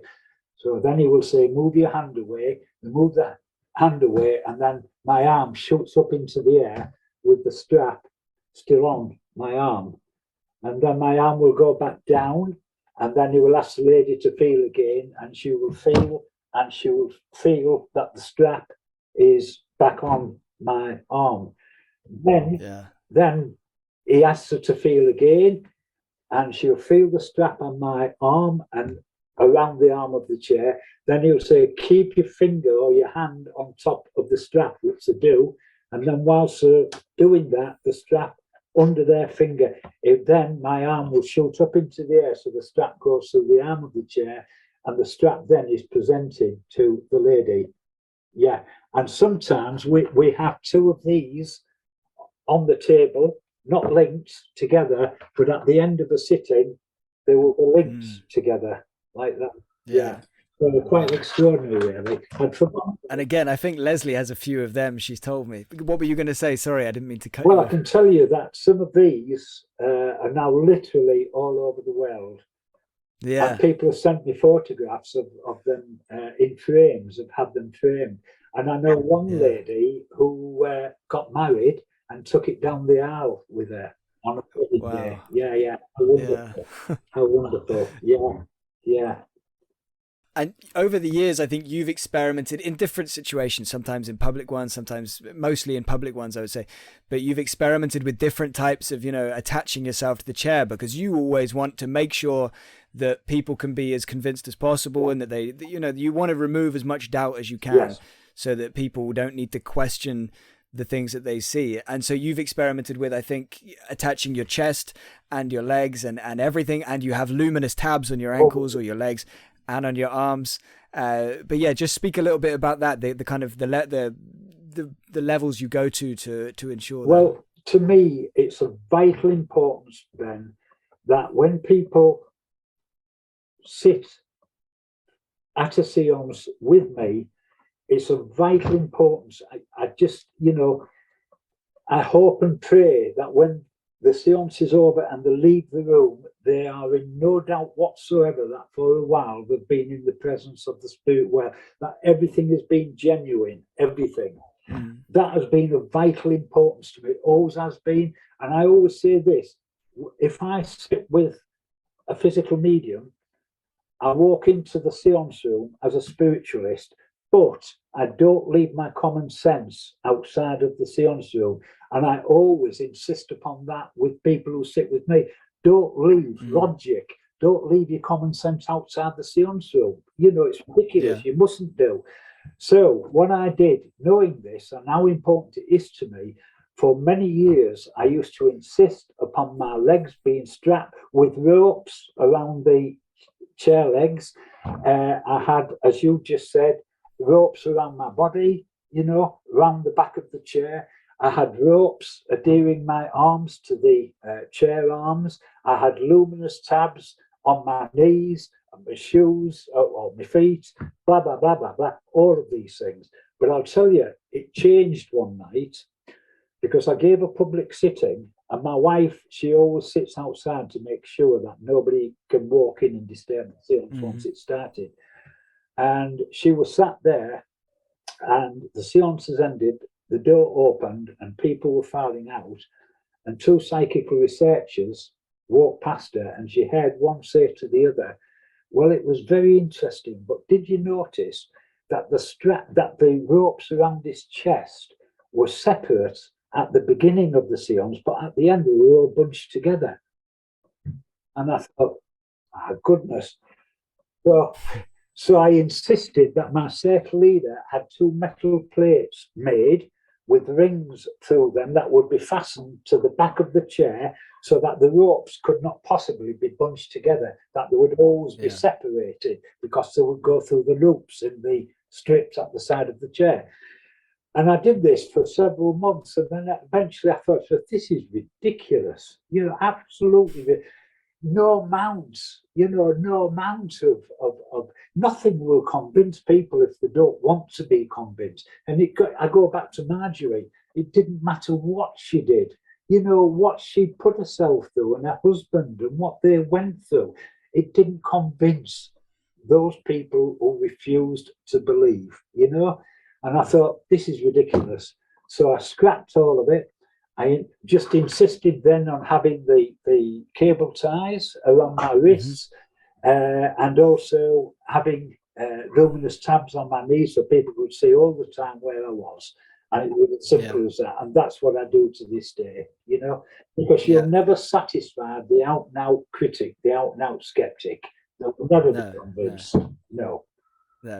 There's a saying, I can't recall it off the top of my head, but it's something along the lines of the true believer, you can show them anything to the contrary and they won't stop believing, and the true skeptic, you can show them any amount of incontrovertible proof and they'll never believe. Exactly. I should also point out that, I again, correct me if I'm wrong, but I believe when you have guests come, you allow them to go in the room and inspect everything and inspect your chair and the table and things like that. 100%, yes. So because we've got nothing to hide whatsoever, you know, nothing. You know, I go back to what we were speaking about at the beginning of this interview, Ben, which was the Marjorie mediumship. And, you know, people have said to me over the years, why don't you allow, you know, the Society for Psychical Research to come along and sit with you and blah, blah, blah, blah, blah. Well, the answer to that is in the early days, because I was a member of the Society for Psychical Research, and in the early days, I did have two of the people at the top of the society come along and sit with me. But, you know, they would never be convinced. You know, one of them, you mentioned Alec Harris, the materialization medium at the beginning, right? Now listen to this. And I do actually written about this in my book. After one of the seances, one of the researchers told me, and I can still remember, you know, clearly, he told me that years earlier,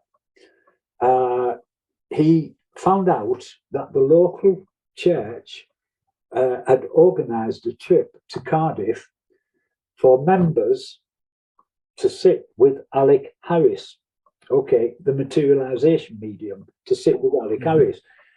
He said, I wanted to go, obviously, because I've never sat with Alec Harris. He said, I saw the president, and the president said, well, unfortunately, it's fully booked. I think there was about 15 of them going, fully booked. But if anybody cancels, then you will have first, blah, blah, blah. So he said, a day or two before the actual trip to Cardiff, the president contacted him and said, look, somebody's dropped out. Would you like? And he said, yes, please, I'll go. He said, well, on the day, he said, we went by bus and we were all waiting for the bus to arrive at the church. He said, and I noticed an old gentleman with a bouquet of flowers. He said, and I found out that only 2 or 3 weeks earlier, he'd lost his wife and he was hoping that she would materialize. Okay. He said, so anyhow, so he said, the bus arrived, we went to Cardiff, we went to, took part in the seance. He said, and this gentleman was sat behind me, we were sat in rows, and he was sat behind me. He said, and he said, it was so dim, the light was so dim. He said, as these spirit people were coming out of the cabinet, because Alec Harris would always sit within a cabinet, which is 2 curtains drawn across. This is in order to preserve and concentrate the energy to enable the spirit people to materialize. He said, and I thought to myself, well, it could be Alec Harris in the bathrobe. He said, I couldn't see plainly. He said, and I thought, oh, this is ridiculous. He said, and I just sat there. He said, and then at a certain point, he said, the curtains opened. He said, and this little old lady came out. He said, God, he said, with that, this gentleman jumped up, shouted his wife's name, pushed me aside, he said, and they were embracing. He said, I've never seen anything like it. He said, it was unbelievable. He said, and then after a while, I noticed she began to sink towards the floor. And as she was sinking, he was going down with her. He said, not the end. Yeah. There was just a head on the floor, and she was saying, I've got to go, I've got to go. And he was on his hands and knees saying, don't go, don't go. He said, I've never seen anything like it in my life. Years later, he wrote a book, this researcher, and it was brought to my attention by someone, and I read it, and he talked about this trip, and what he wrote was totally different to what he told us that night. In other words, he was insinuating that it was all fraud. That gentleman would have, would have identified anybody as his wife because he was so emotional. And I thought to myself, this is ridiculous. People, people are people at the end of it. Even if it wasn't his wife, if she sank into the floor, that's proof of something. Just to go back to the kind of phenomena in your seance room for a minute, a couple of things I wanted to just briefly talk about. So firstly, the matter through matter, when you put your arm through the cable tie and then they raise it up, I just thought I'd point out, because I think you maybe forgot to mention, or when your hand is up, I think sometimes Walter asked the red light to be turned on. Is that right? So everybody in the circle is able to see your arm up there with the thing on, with the cable tie, and you put it back down, and then maybe red light comes on again, or I don't know exactly, but I just wanted to point that out because that's obviously that adds a lot to it. Well, sometimes, Ben, as I understand it, when the lady is holding my hand and she's checked to make sure the cable tie is around my arm and around the chair arm, and then a moment later, my arm lifts up into the air, passes through the cable tie. She's asked to feel the arm of the chair, and the cable tie is still there. And then the red light very often will come on so everyone can see that the cable tie is still there. Yes. Yeah. Wow. Yeah, it's amazing. And one that you didn't mention that I remember reading in your book and just blows my mind, just like everything else that we're talking about here, is the fact that you've been levitated, and again while conscious as well. So just speak for a couple of minutes, just for a minute or two about that. What's that like? And unnerving. I think 90 centimeters. I didn't mention a height, but I think 90 centimeters you mentioned in your book. You've been levitated. I have to say, hand on heart, it's something that I do not like. It hasn't happened that often, maybe a couple of dozen times over the years, but I have to say that I don't like it, and everyone can see this incidentally because of the luminous tabs, etc. But it's not that I don't trust the spirit people, I trust them 100%, but it's just weird to be up there floating. Yeah, it is. I can imagine. Yeah, well, I can't imagine, but I can at the same time. I can imagine that it's very bizarre. In terms of other things we should talk about, I suppose I'd love to just talk for a couple of minutes about materializations. We talked about the hand, but maybe about the full body materialization of Dr. Barnett. I'd love to just talk for a second about the healing as well. So first, you want to start with the materialization, the full body materialization? Yes, sometimes it doesn't happen very often, but it has happened. And it's normally Dr. Barnett will materialize within the cabinet and then walk out. And sometimes he will carry a light in his hands. I understand. I've never seen this, obviously, but sometimes he will carry a light in his hands, and he will go around the circle. And sometimes he will, put his hands on people's heads and shoulders, hold their hands, this kind of thing. As I say, I've never seen it, obviously, myself, but I understand it does happen from time to time. Yeah. Well, interestingly, as I understand it, I can only tell you, the reports that have come back to me. Very often, when he's in the circle with his hands on people's heads, he's, for whatever reason, he has what he called helpers with him. And people in various parts of the room will also feel hands on their heads. And very often, it's apparently children's hands, So that's as much as I can really tell you about it. Yeah. Well, if anybody wants to learn more about that, again, this is something I spoke with Leslie recently about in more detail. So go and listen to that to hear more about her experiences with Stuart. Where was I going to go with this? Oh, yes, the hands, materializing the hands. I believe in some cases as well, they have asked, they being the spirit people, whoever's handling it at this moment, has asked for your hands to be placed on the table, along with anybody else who is very close to place their hands, kind of touching the ends of fingers and the ends of thumbs. So that everybody can see everybody's hands. And then at that moment, an extra hand or pair of hands will join, so that there's no doubt that this could be. And again, Leslie said, or even if they didn't do that, these are definitely not Stuart's hands. She said, I know Stuart's hands and these are different hands. But even if there was that doubt, there are occasions where this hand will form while all the hands in the vicinity are on the table. Yes, that's right. In red light. As I understand it, Ben, Walter will invite other people to come and sit round the table. Sit round the table, and then he gets them to put their hands on the table so that all the fingers are touching, the hands are touching, and this is in red light, so everybody can see that there are 4 pairs of hands. The lady facing me, and then one at each side. So there's 4 people around the table, and so there's 4 pairs of hands, and then the extra hand will materialize. Yeah, it's incredible. And again, just briefly, just to touch on the healing. Again, this is something we could easily talk about for an hour just by itself, but just briefly, how does it, not in terms of the actual practicality of how does it work, but in terms of, have you ever been able to kind of request that, or is it something that's purely he will do it and it's spontaneous? Have you ever kind of looked at that from that angle? I think that I think it's the spirit world that decides upon the healings. What I will say is that within our home circle, at the end of the circle, when the circle has been closed, then what we tend to do is to all link hands, and then we send healing out into the world for friends, family, so people who are suffering from various illnesses. We always do that. But to go back to the seances, yes, I believe that is Dr. Barnett's decision. Who will heal. And we've, as I say, we've had some extraordinary healings, but at the same time, we've had some where he's failed to make a difference. We don't need to go into this one now. If people want to hear the full story, they can read it in your book.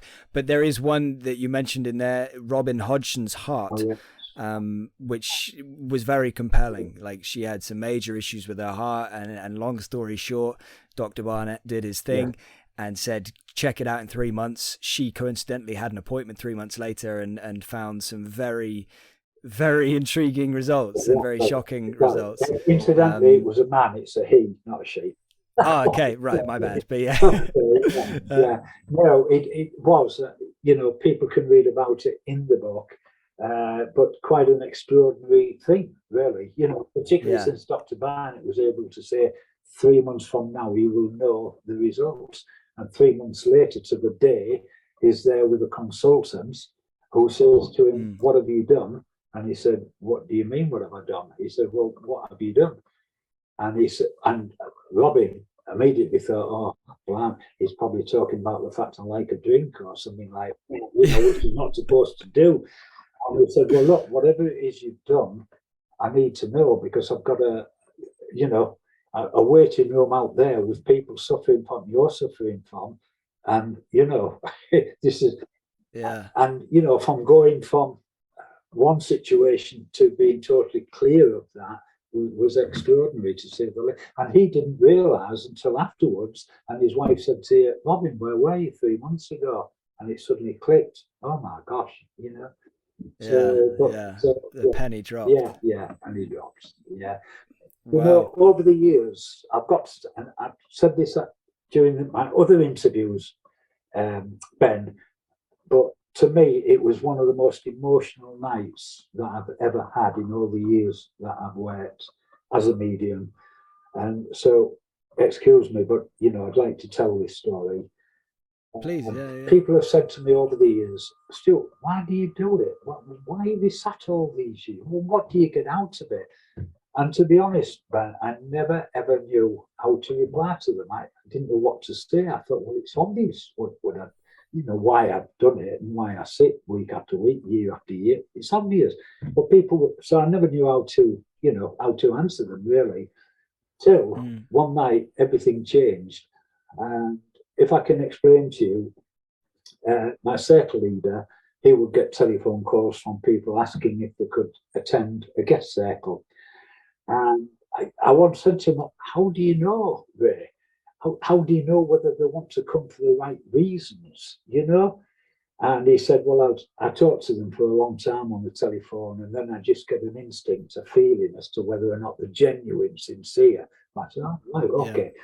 So anyhow, I think it was a Thursday night when we used to have regular guest circles. So the guests would arrive, and then I was always the last to arrive. So I'd be introduced to everyone. And on this particular night, I arrived, I was introduced to everyone. One of the ladies, she appeared to be very shy, very quiet, said very, very little, didn't really join in with the conversation at all. Is it Violet Echo? No, it's not Violet. No, okay. No, I'm not going to name this lady, but it wasn't Violet. So anyhow, at the appointed time, we go up into the seance room and we sit. And towards the very end of the sitting, this lady was called forward to sit at my side. She sat at my side, and then a partner who she'd lost a few months earlier, who died a few months earlier, came through and spoke with her. Apparently, Ray didn't know why she wanted to come to the circle. Obviously, I didn't know. She was a total stranger. And apparently, she'd lost under strange circumstances her partner months and months earlier. And she'd been so distraught about it, she couldn't sleep, she couldn't eat. She was in such a state, she'd even considered suicide. That's how bad it was for her. She began to visit certain mediums. Nothing made any difference whatsoever. And she was in the depths of despair. And then she saw, I think it was in the Noah's Ark Society newsletter, that was a spiritualist organisation at the time, a note saying that Stuart's now running guest circles. And she thought, well, this is my last chance. And if this doesn't work, that's it. And she rang Ray, she got an invitation, she came and she sat, and her partner came through. When the seance had ended, everyone went downstairs. It was always held on the first floor in our seance room. And then when I'd come out, recovered from trance sufficiently, I came down the stairs, opened the door, walked in, and I'm telling you this, and I can see her now, and she was stood there waiting for me. And as I walked into the room, she threw her arms around me and she said, She said, "Thank you for saving my life." And I'll never forget that, and that to me, that says everything. When people say, "Well, why have you sat all these years?" Good God, it's wonderful. If you can help somebody, well, it's not me, it's the spirit world, but you know what I'm saying. You facilitate. Yes, absolutely. That it means, and we've seen this with various other people. Nothing as dramatic as that. Nothing as dramatic as that. But I'll never forget, and I'll remember it to the day I pass over. It was extraordinary. Really touched me. Really. It's amazing. Yeah, absolutely. And that's, like you say, that's the epitome of why you do it. That's it summed up into one example. After you have your little drink there, I suppose we should tackle the one of the more difficult to tackle subjects in this whole arena. It's the elephant in the room. It's ectoplasm, the thing that kind of makes it all possible. All of the phenomena that we've discussed. So again, I'm not going to ask you exactly what it is or anything like that, because it's kind of a big mystery still. But to the best of your knowledge, how would you describe it, and how would you could you give a rough again, your thoughts on maybe how it works, just for anybody that's got no idea? And I'm sure a lot of people that have heard of it have never really accepted or considered the fact that it might be real.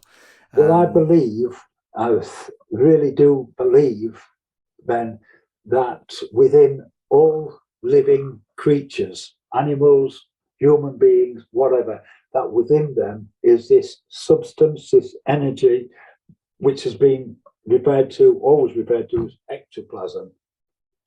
Now, it's upon ectoplasm that physical manifestations depend. Without ectoplasm, it wouldn't happen. Now, it's extracted from the medium through the nose, the ears, the mouth, the solar plexus, whatever. And as it leaves the medium, as I understand it, it's almost like a vapor, almost like smoke, if you like. But in ways that we don't understand, we just don't know how it happens. But the spirit world are able to transform that in the blinking of an eye to something very solid. And everything, all the manifestations within the Seance Room depend upon this substance, this energy, ectoplasm. Now, as I said before, I believe all living creatures have it within them, but a medium just happens to, or physical medium just happens to have, let's say, an abundance of it that can be utilized by the spirit world, far more than most people, creatures would have within them. And that's about as much as I can tell you, I don't know how it happens, but they are able to. For example, the trumpet flying around the Seance Room. So it leaves the medium, it's transformed into something quite solid, which is then attached to the small end of the trumpet, and then it is lifted up into the air and floated around.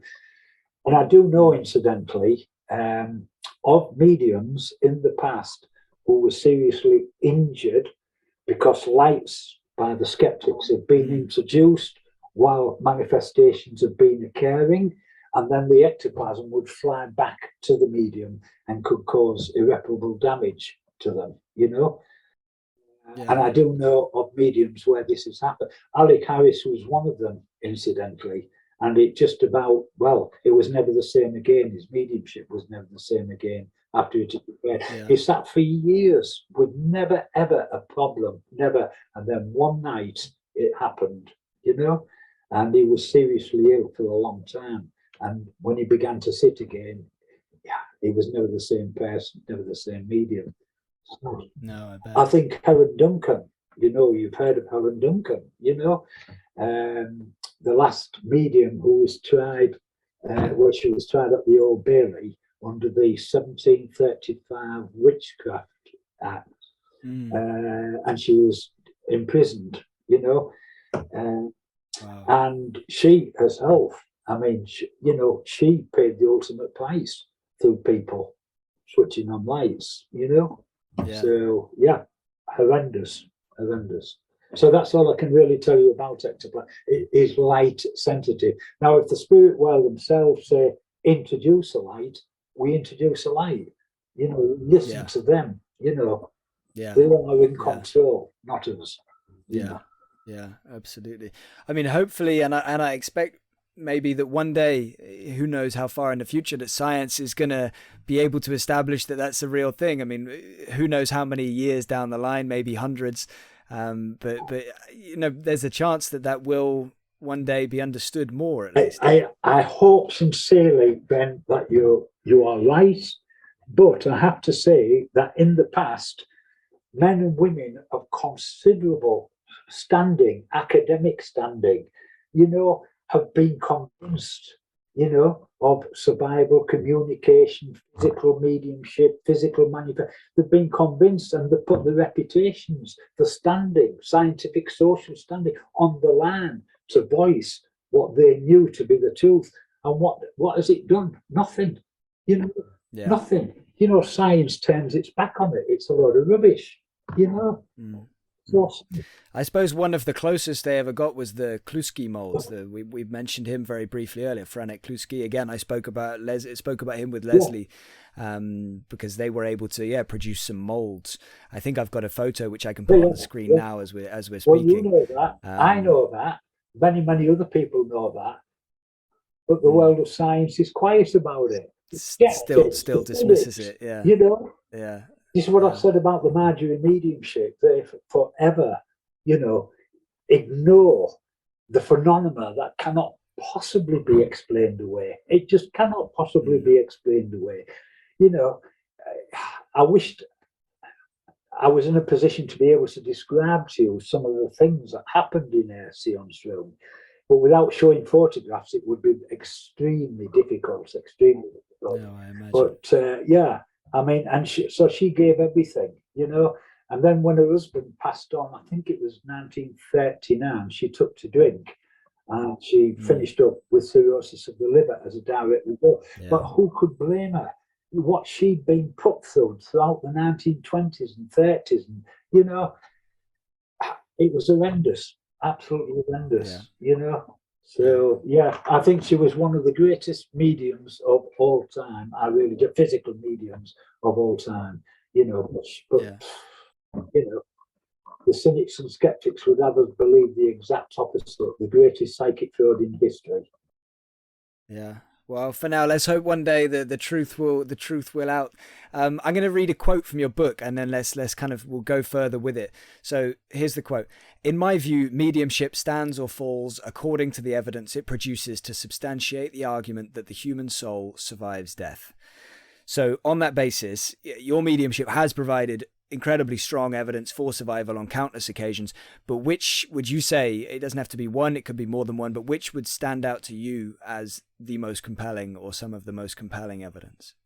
I would think personal evidence is very, very important. If a sitter suddenly finds themselves, being given evidence from a loved one in the spirit world. Like you said earlier with your nan, and it's the nuances in how they speak, exactly, right? It's exactly. All of these things are so important. But I'll tell you one thing which I think is of vital, critical importance.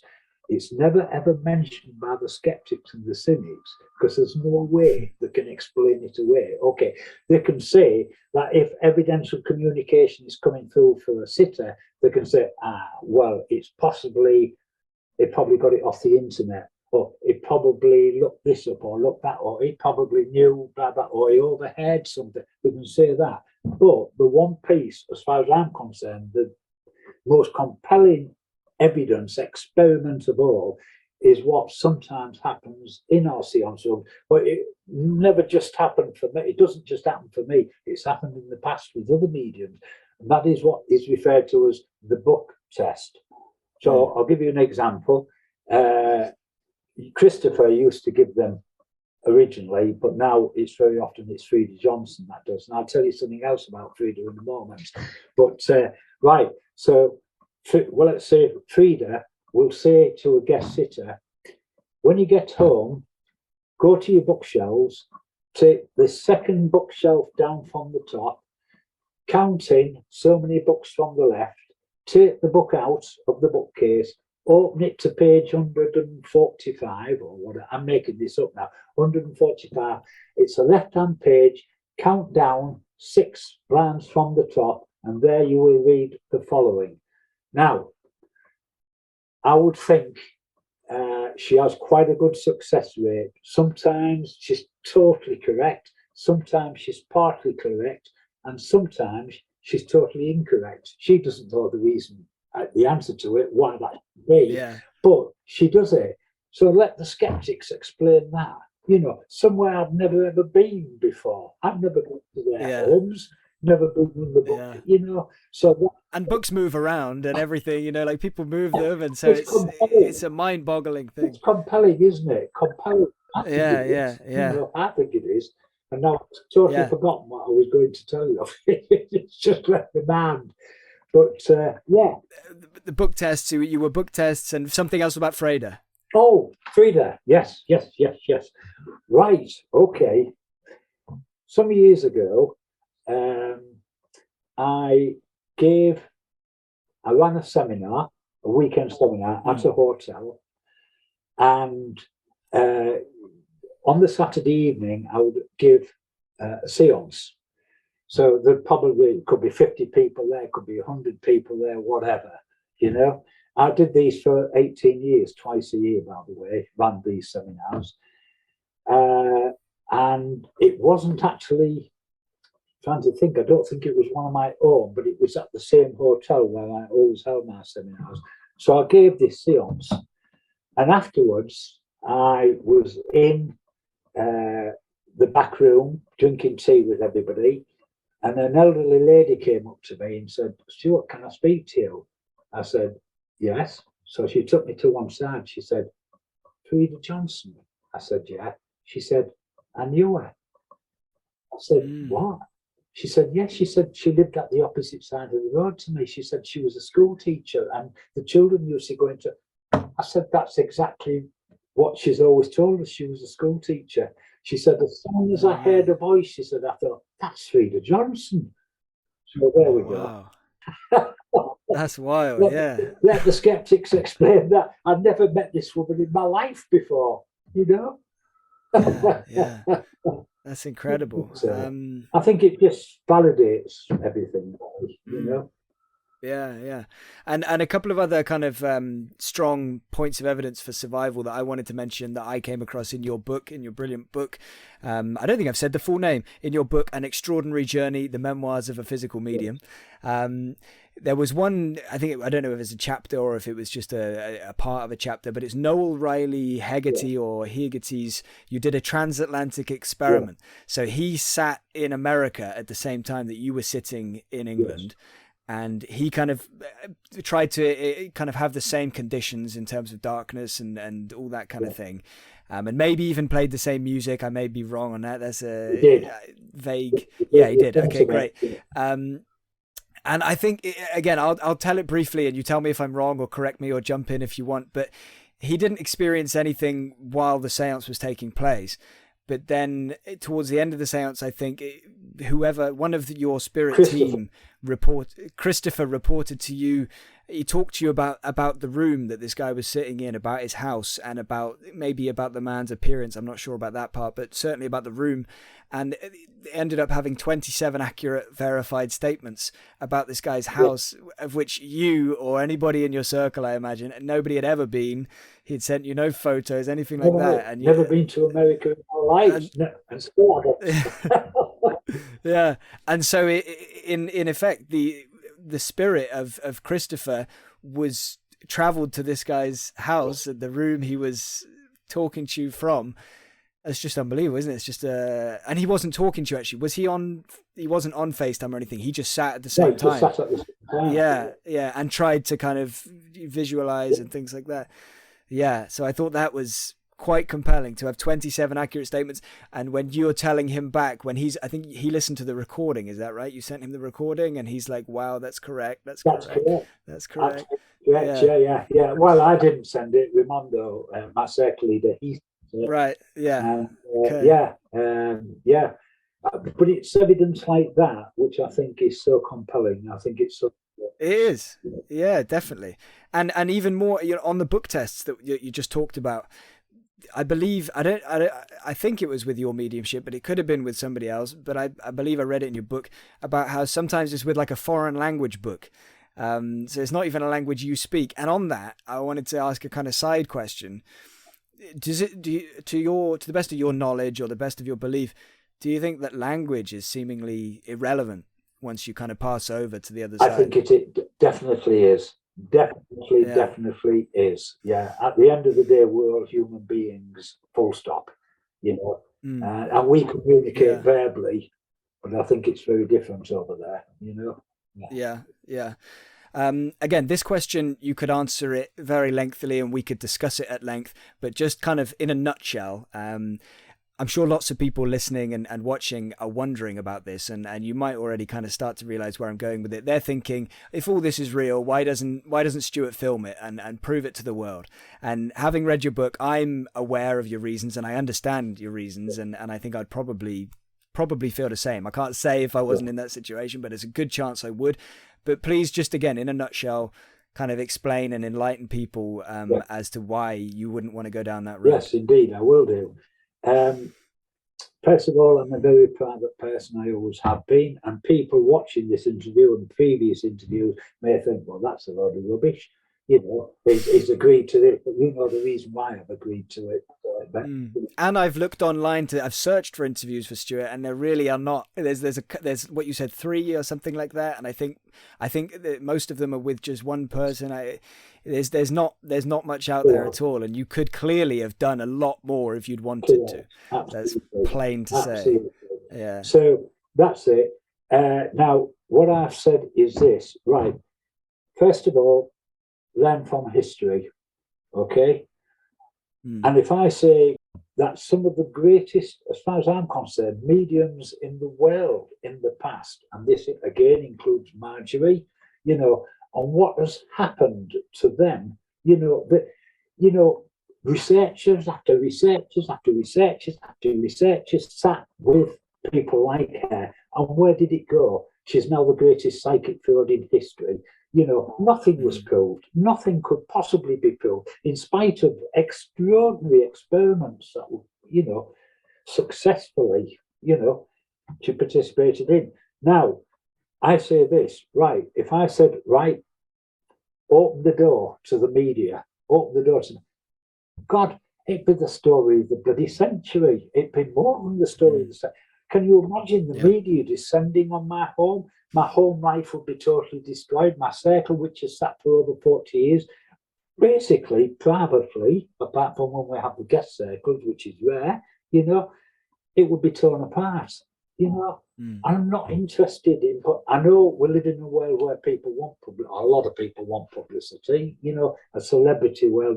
I'm not interested in any of that, not at all. And that's all I can really say about it, Ben. And I know what the skeptics are going to say in the cynics, but I couldn't care less what they say, And I think at the end of the day, I think I've read this and I think you outlined this again, because obviously you go into it in more detail in your book, but the best case would be, forgetting the publicity for it, well, not actually, because that is part of what I'm going to say. The best case would be that people believe it, right? People believe this video or whatever proof you offer.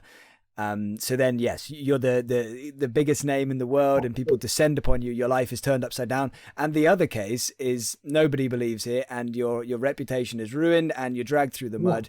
And the middle ground, which is probably the most realistic, is that you'd have this group of people over here saying, I believe it, it's true, there's proof, and they would be all over you. And the other half would say, no, it's bollocks. It's not true for this reason. And so I can see that what you've said. I think it's just there's no win for you in it. There isn't, Ben, and it would tear my family life apart, It would tear my circle apart. It's horrendous, I'm not interested in publicity. I really, really am, And I'm doing this interview for a reason, and you know the reason, And I was surprised and honoured that you accepted to do it with me. I didn't really hold out that much hope when I first reached out. But as you did with Leslie, like we spoke quite a lot and things like that, and we've managed to get here. But I just wanted to address that briefly for anybody that was wondering at home, and if they want more information about it, again, go to the book.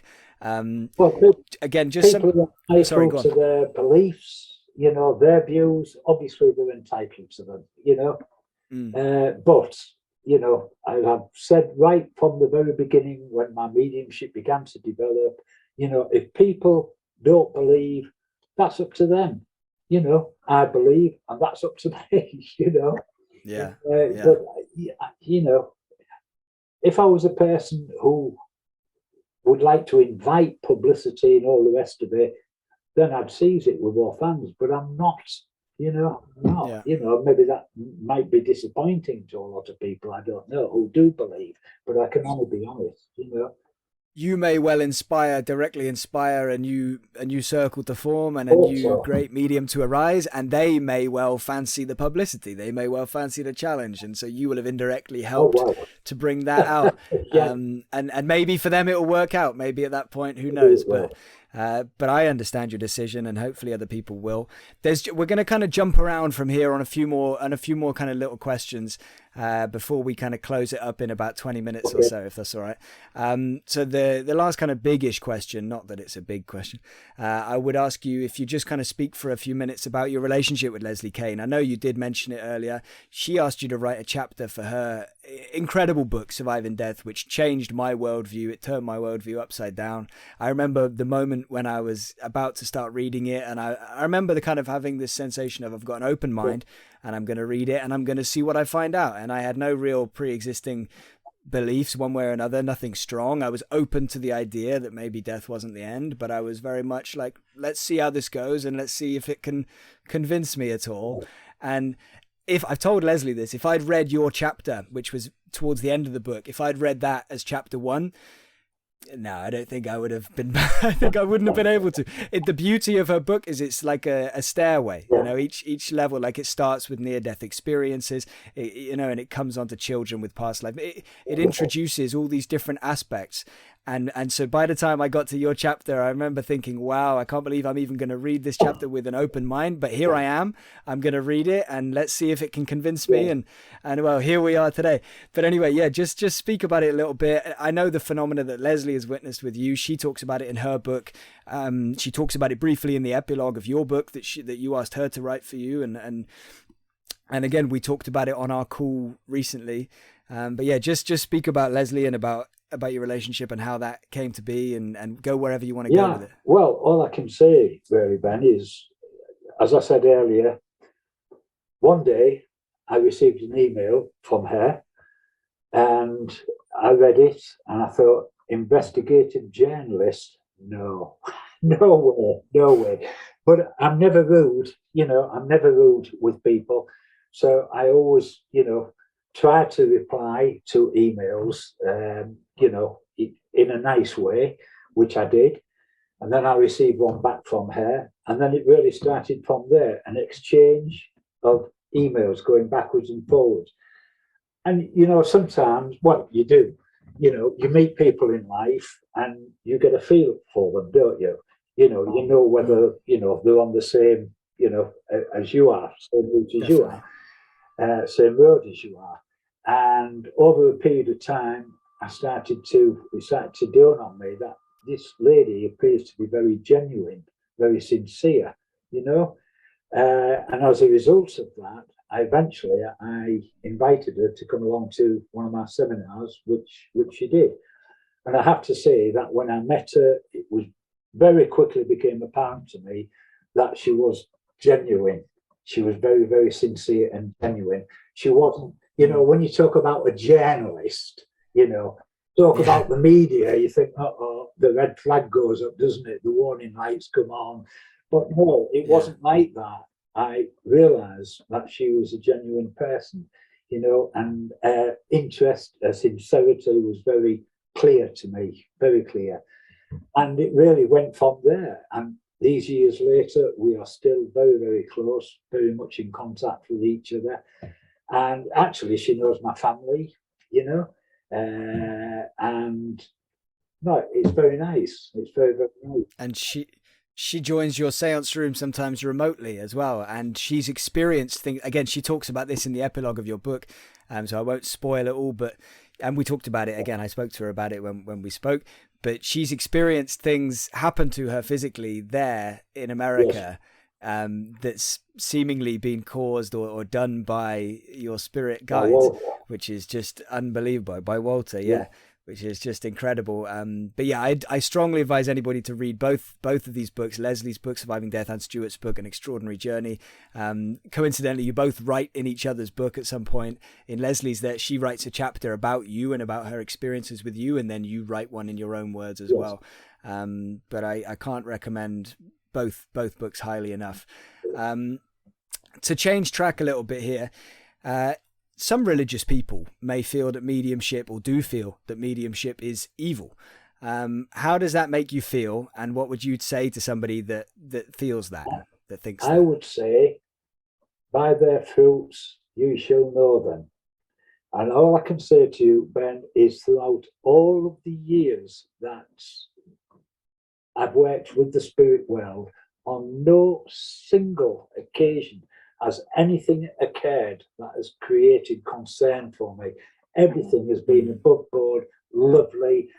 I tell you, I trust the spirit people who form the team that work through me, through my circle. I trust them probably more than I trust anybody on this earth, you know? They've never, ever, ever done anything that has caused me any concern whatsoever. You know, as far as religion is concerned, I mean, we're all entitled to our beliefs, aren't we? You know, we're all entitled. And I would never criticize, you know, anybody for their beliefs. I just wouldn't, you know. I'm not religious myself, you know. I've always said that, and I'll continue to say I'm not religious. But I hope I'm not a bad person. You know, it's by their fruits ye shall know them. And it's all about doing good, isn't it? Helping people, you know, being as one with people. That's right. And think about it, you know, because of what happens within our seance room, so many people down the years have been helped, you know, have really been helped, you know. That's wonderful. Can't ask for more, you know. I completely agree. I just wanted to find out, because it's a very bizarre kind of, you know, thing where you have some people that feel like, oh yeah, it's evil, but no, I appreciate you responding to that, and I think it's a great answer. Just a very quick question. You can almost give me like a one-word answer if you want, but it's just something I've been wondering. Have you ever asked your spirit team, anybody within your spirit team, whether they can kind of locate a specific person for you on the other side, like maybe somebody that you knew, or somebody, whoever it may be? No, don't think we ever have. We've always left everything in their hands. They call it own. Yeah. You know, one thing I will say is that and I've noticed this down the years, I've noticed it many times down the years, if someone takes part in a sitting or has a sitting with a medium, mental medium, whatever, with hopes in the mind that a certain person is going to communicate with them, it very, very rarely happens. Very rarely happens. I'll tell you when it does happen, when somebody just takes part in a sitting or a seance with no particular thought, and then surprisingly it will happen, or it can happen. And I've noticed that. Yes, I've noticed it, and I don't know the reason for it, but I have noticed it, you know. So yeah. There are always these little things that seem kind of counter-logical and bizarre and just make it even more confusing than it already is. It's the same as the book test when they're wrong, you know, because if they're correct, that's kind of like, okay, so that explains that. But then how do we explain half of them being right and some of them being wrong? And obviously that's another conversation, but some partly right. Yeah, exactly. It's just, it kind of muddies the waters and makes everything confusing. But you know that it would be too easy otherwise. Again, I suppose. I've got a few big questions. Can't take anything away from the successful ones. Exactly. Even the partly successful ones, you know. No, exactly. Yeah, because I couldn't do that. So I got a few big questions that I wanted to ask you. Not necessarily your opinion I'm looking for. I'm wondering whether you may have ever asked your spirit team a question along these lines, or whether they may have kind of casually or dropped you kind of information relating to what I'm asking you. Do you see what I'm getting at? Just, yeah, whether anything has ever come through relating to these. So firstly, in terms of the dying process, not in a physical sense, not in terms of pain or anything like that, but kind of in terms of what actually happens, have they ever mentioned anything along those lines? And is the process the same for everybody? I think the process is more or less the same for everyone. I really do, Yeah. I think it's, from what I understand, I accept 100%, it's the most wonderful journey that we shall ever make. Yeah. Can you imagine, passing, and then a moment later, suddenly, seeing your loved ones who have gone before you? I mean, can you imagine? I can always remember, it's stuck in my mind all my life as this. One of my grandmothers, not the one I was talking about earlier, but one of my grandmothers, she suffered ill health towards the end of her life, and she was in bed all the time, basically. And I think it was the day before she passed on, and I was only young, and I can remember going and sitting beside her bed, which is what we did when we visited, and it was just her and me. And she said, "Oh, you Stuart, look at that. Have you ever seen countryside like that? Look at those flowers, blah, blah, blah." And I thought, oh my God. And it frightened the life out of me. But now, when I think about it, I think, yeah, because her spiritual body was beginning to dislodge, to move away from her physical, and she was seeing what was awaiting her, this wonderful countryside. I've heard similar cases of that. They call it terminal lucidity, I think. So I've spoken to Dr. Bruce Grayson about it, like where they have a patient on death's door and they haven't moved for weeks or barely moved, barely spoken, and suddenly they'll sit bolt upright in bed. And as if they're talking to somebody over there, and they'll be talking, and just things like that. It's incredible. I'm just going to rattle through a few more of these giant existential philosophical questions, and and we can you can try and give me very quick answers, or if you haven't got an answer, if they haven't given you this information, or if you haven't got an impression from your communications, then by all means just say that. That's fine.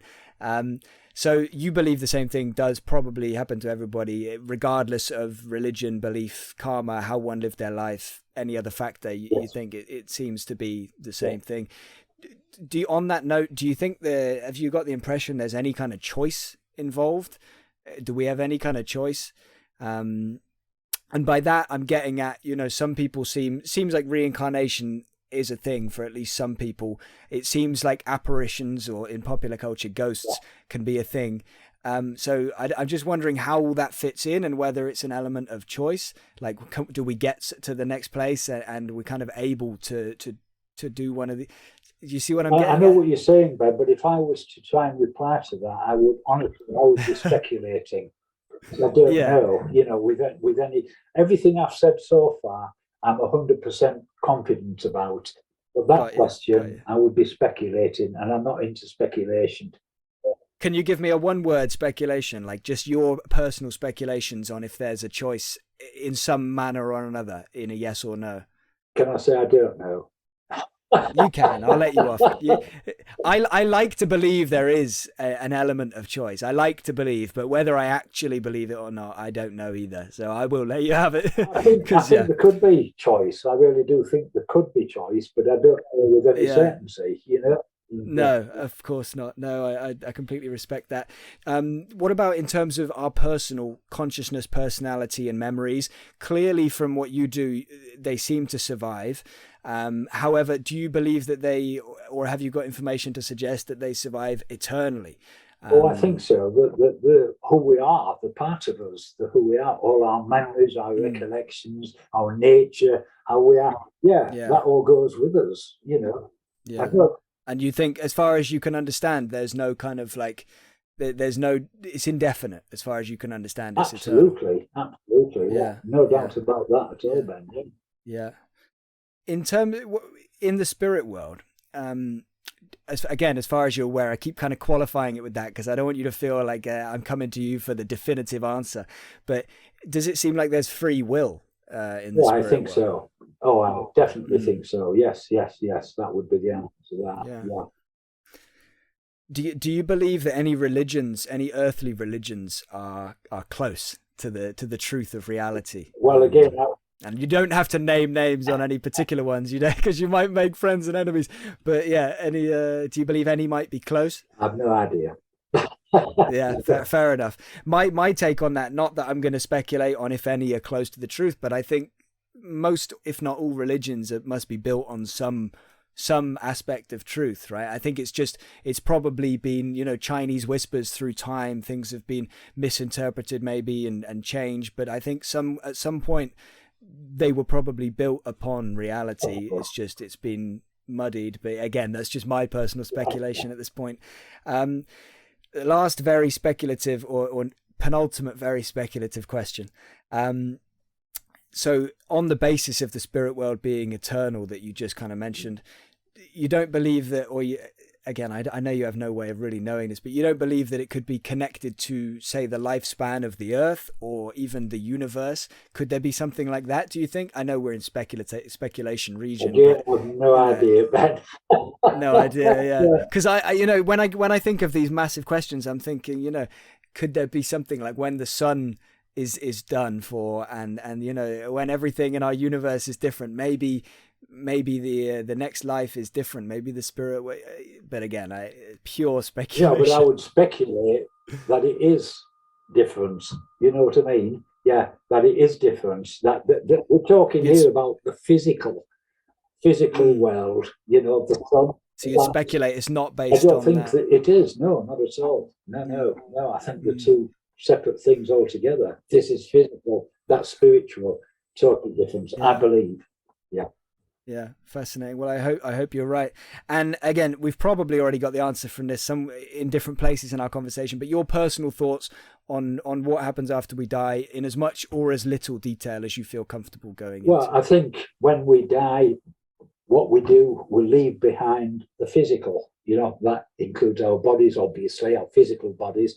The physical world, we leave that behind, and then we arrive in the spiritual world, which is totally different, the spiritual world. And within that world, but I'm going to say, but that's eternal, but then life itself is eternal, isn't it? In this world, we pass to the next. So it's a journey, it's a continuous journey, So we just, the next stage of the journey when we leave this world, And then hopefully we'll know everything. I think it's a quote in I think it was, I can't remember who said it, but it was in Ralph Blumenthal's book. He's Leslie Kane's colleague, actually. Incidentally, he wrote a biography of Dr. John Mack, who's he's a late Harvard professor, and he was searching for these questions towards the end of his life. What happens after we die and things like that. And the quote at the end of the book was, "Now John Mack knows everything." I think something like that, to that effect. And I like that. I like the kind of sentiment there. I've got no more major questions for you, Stuart. So to wrap us up, I'd love it if you could kind of spend a couple of minutes, first of all, talking about your book, and then a couple of minutes talking about the CD album. And I say a couple of minutes, but really as long as you want at this point. It's more your deadline than mine at this point. Well, what I will say about the book is that for quite a number of years, the first edition was published in 2010. Okay, the latest one published in 2020, revised, updated, because obviously a lot had happened in the 10 years. So I thought I must revise and update it. Now it came into being, the original one came into being because for a number of years, quite a few people had said to me, over quite a period of time actually, why don't you write a book? You really ought to write a book. You ought to log, what's happened and blah, blah, blah. And one of the reasons why I didn't want to do it was for reasons I've explained earlier about being a private person. Publicity, The biggest regret I've got, absolute biggest regret I've got, Ben, is that when finally I decided, okay, I'll write it, I wrote it, my goodness, and I had my photograph on the front cover. And I've regretted it ever since. I really, really have. So in this one, you'll notice that there's no doesn't appear in that. So as I said earlier, I see the book as a kind of legacy, which hopefully will continue to speak for me when I'm no longer here. Because I've no doubt whatsoever that once I've gone, that the skeptics will come out the woodwork. They might do before then, but they will definitely come out the woodwork when I've gone, and I shall become another psychic Freud. I've no doubt whatsoever. So hopefully that book can speak for me. So that. And I think it will, and I think it does a remarkable job. And just to add a few words, I mean, it's the Memoirs of a Physical Medium, An Extraordinary Journey. It does tell your journey, it tells your story, and it's fascinating. It's incredible to learn about, you know, the different mediums you've sat with, the people that have sat with you, the experiences that you've had, but then also the survival evidence that's contained within it is compelling. I would say to anybody watching or listening, if you already are a kind of, I don't want to say a believer, but if you're already aware of the evidence for mediumship and that kind of stuff, then straight away read Stuart's book. If you're kind of on the fence about whether what we're saying is based in reality, go and read Leslie's book, Surviving Death. Read that, and then you go and read Stuart's book. And after you've read the two of those, come back to me or reassess your thoughts, because the two of them have changed my life, you know, really. That's lovely to hear. Lovely to hear. I was actually going to say the skeptics and the cynics ought to read them, but then having said that, if they don't read them, though, they don't really have the right to be skeptical and cynical about it, or scoffers, like Stanley would say. I think anybody that's going to, you know, drag any of this through the mud or say it doesn't exist, it's not real, you got to read that. You got to do the research first. You got to look at the evidence. You got to read the books. Then a skeptic is a skeptic, a cynic is a cynic, and I've no doubt whatsoever that even if they read both the books, they will still be cynical and skeptical. Maybe the hardcore, maybe the hardcore minority. Yeah. But come and tell us a little bit about the CD album as well. It's a compilation of physical seance room recollections from people who sat with some of the great mediums of the past. But tell a little bit more information, how you compiled it and what it's all about and why people should buy it. How it came into being, Ben, was the fact that back in 1990, a new spiritualist organisation was launched called the Noah's Ark Society for Physical Mediumship, which there's much more information about in there. And it was launched basically because by then, the 1990, physical mediumship had virtually disappeared from the movement of spiritualism. So the intention of the society was to help, advise, inform, support circles, you know, to sit for physical mediumship in the hope that once again it could be developed within the movement. And it met with such success, it's unbelievable. Within 1 year, it went from no circles at all to over 100 circles sitting all over the world trying to develop it under the umbrella of the Noah's Ark Society. Now, I was very, very fortunate to be appointed its archives officer, and I think it was probably a matter of months before it suddenly dawned on me. I thought, well, you know, I'd been very, very fortunate over a period of time, several years, to meet and to sit down with elderly spiritualists who in years gone by had sat with some of these wonder mediums of the past, physical mediums of the past, who today we can only read about because they've long since gone. And it occurred to me, I thought, but these elderly spiritualists, one by one, they're passing away. And as they're passing away, they're taking with them their recollections, which was so wonderful. You know, I thought, I've got to do something about this. And so I decided that I would create a cassette tape. I would invite senior spiritualists who had had these experiences to make contact with me. And then I asked them if they would put their recollections onto cassette tape, send them to me. And I promised each and every one of them that their stories would not die, that they would always be available to present day and all future spiritualists. And I'm pleased to say quite a number of elderly spiritualists sent in their recordings. And I'd just like to read what I've written on the front here. So the title is Physical Seance Room Recollections. And then it's wonderful memories of physical phenomena as told by senior spiritualists.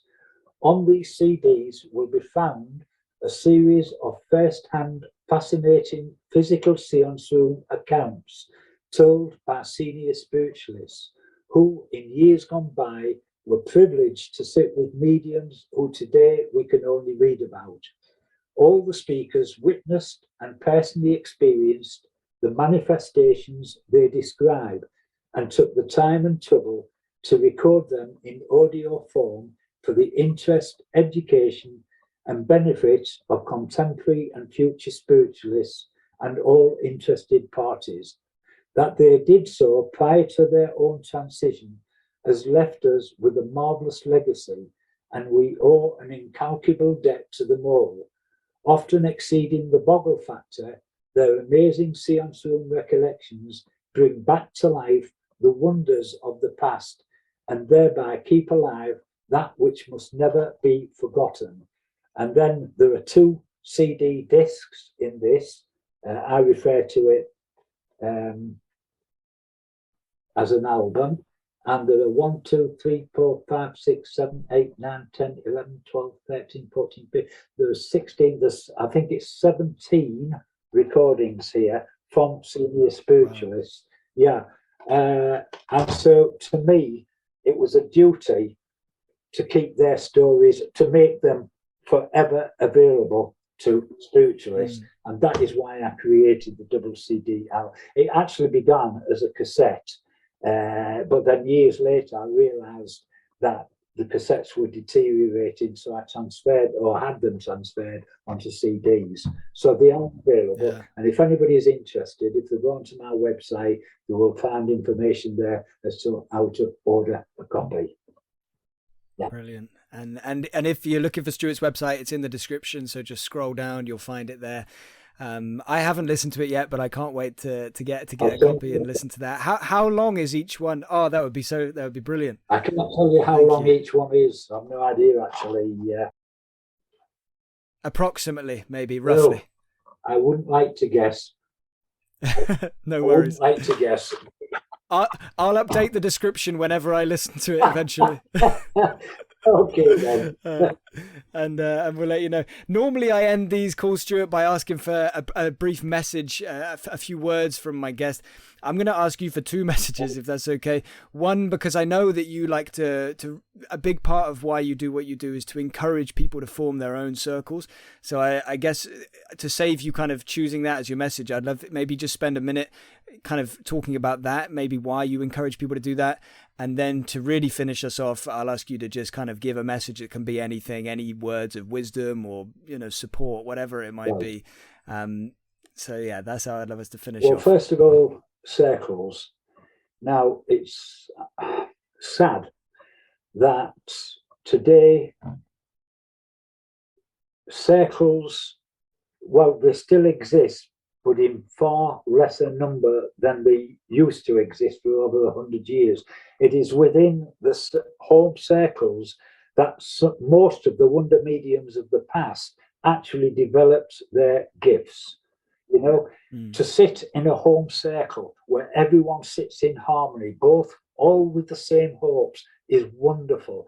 To close the door and to lock outside, shut outside the outside world and sit together, it's wonderful. And even if nothing happens for weeks, months, it doesn't matter. You're there, the spirit world are there, and they will be trying their best to make contact, to develop one of the sitters so that they can work through them. Sadly, today, a lot of people think that by attending courses, they can be taught how to become a medium. Well, I'm sorry, but I don't believe that for a second. Now, a tutor, if they are knowledgeable, they can help, advise, encourage, support a medium, a budding medium. They can do all of those things. But at the end of the day, we are in the hands of the spirit world. And I believe that the general deterioration of mediumship is down to the fact that circles now, once the very heartbeat of the movement, are not the heartbeat of the movement any longer. They're few and far between. And I would urge anyone who is interested in the development of mediumship to first and foremost think in terms of forming a home circle. Sit with love, sit with patience, sit with harmony, and leave everything to the spirit world. That would be my advice. Yeah. Brilliant. Can I just ask one very brief question on that? It literally just a 1 or 2 word answer will suffice, but it's just in case anybody's wondering, is there a minimum number of people to form a circle that you would recommend? Like, could they do it with 2, or does it need to be a certain number? Let me just say this to you. 2 people sitting in total harmony, with those 2 people, there is every possibility that the spirit world can do something. A greater number sitting in disharmony, there's very little chance that the spirit world can do anything. So it's not a question of numbers, it's a question of harmony between the sitters. Yeah. Or in kind of modern speak vibes, good vibes. Absolutely. Yeah. Okay, brilliant. So yeah, if there's just any little last... If just one person develops, then the circle as a whole gains. And I've always said that, yes, my mediumship has developed, and within spiritualism, yes, my name is known, we know that. But had I not got my circle leader and his wife and the rest of the circle sitting with me, there would never have been a Stuart Alexander. I would never have developed, you know. So what has been achieved, we've achieved together as a united whole. It's not down to me or not just the spirit world, but we've done it collectively as a whole. Yeah, and it must have helped your development that they've sat with you for so long. So yeah, it really is a collective. It's amazing. But yeah, so to wrap us up, Stuart, just any kind of last words of wisdom, anything you want to say. It can be whatever you like, anything you want to say to people watching and listening. Well, I haven't really given much thought or any thought to this at all, Ben. On the spot, totally on the spot. I will say this, you know, over the years, and particularly the last few years, I have received so many emails from people who've lost loved ones, and they have been in a terrible situation, you know, which I fully and absolutely understand. Of course I do, because in life we all lose loved ones, you know. I can tell you that back in 2009, I lost one of my sisters, and she had sat at my side in the circle for many years. And I can tell you that in spite of my knowledge, my circle's knowledge of survival and communication, in spite of that, I can tell you now, hand on heart, for several weeks, we couldn't sit. We just could not sit. Now, eventually, yes, we did. And it helped enormously. So I would say to people, it doesn't matter what religion they are. There can be a spiritualist, a Christian, a Buddhist, whatever. It doesn't matter. When you lose a loved one, you will grieve. That is human. Obviously, you will grieve. But if you know that there is survival and communication, then eventually it helps enormously.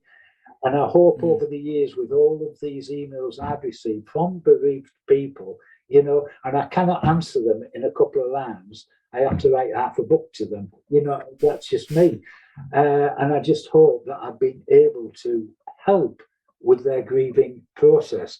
So I say to anyone who views, listens, whatever, this interview, I say to them all, listen, you may have no knowledge or little knowledge concerning spiritualism, concerning survival and communication. But I can tell you, hand on heart, having spent so many years of my life working with the spirit world, I can tell you that when you become bereaved, please know that your loved ones live on, and they live on in a world of infinite beauty, the likes of which we cannot possibly begin to imagine. We cannot explain what it is like. We just can't. In spite of my contact with the spirit world all these years, I can't say, but one thing I do know is that when your loved one passes, they will enter that wonderful well and be reunited with their lost loved ones and friends. That's all I can say. That's amazing, Stuart. Thank you so much. That was incredible. I'm so appreciative of you giving me all your time today, and I'm honored that you spoke to me, and I've loved this conversation, every minute of it. Fascinating and informative and full of hope. You know, I love it, and I'm so thankful and grateful. Well, I thank you for inviting me, Ben. I've really enjoyed it, and it's lovely to meet up at last. Yeah. Until we manage to do it in the flesh, this will have to do. But it was great to virtually meet you, and I wish you all the very best. And I wish you the same, Ben. Okay. Thank you, Stuart. My pleasure. Bye. Thank you for watching my conversation with Stuart Alexander. I hope you enjoyed it as much as I did and are now compelled to research more about this paradigm-challenging phenomenon. Please see the links in description to get the books mentioned in the episode, notably Stuart's book, An Extraordinary Journey, The Memoirs of a Physical Medium. Whatever you thought about this interview, I strongly encourage you to get a copy of and read that book to learn more about the phenomenon of physical mediumship and about Stuart himself. It's truly fascinating and will no doubt answer many of the questions you have right now. Please subscribe to continue unraveling the universe with us, and if you want to help us keep making videos, please consider supporting us via Patreon. Thank you.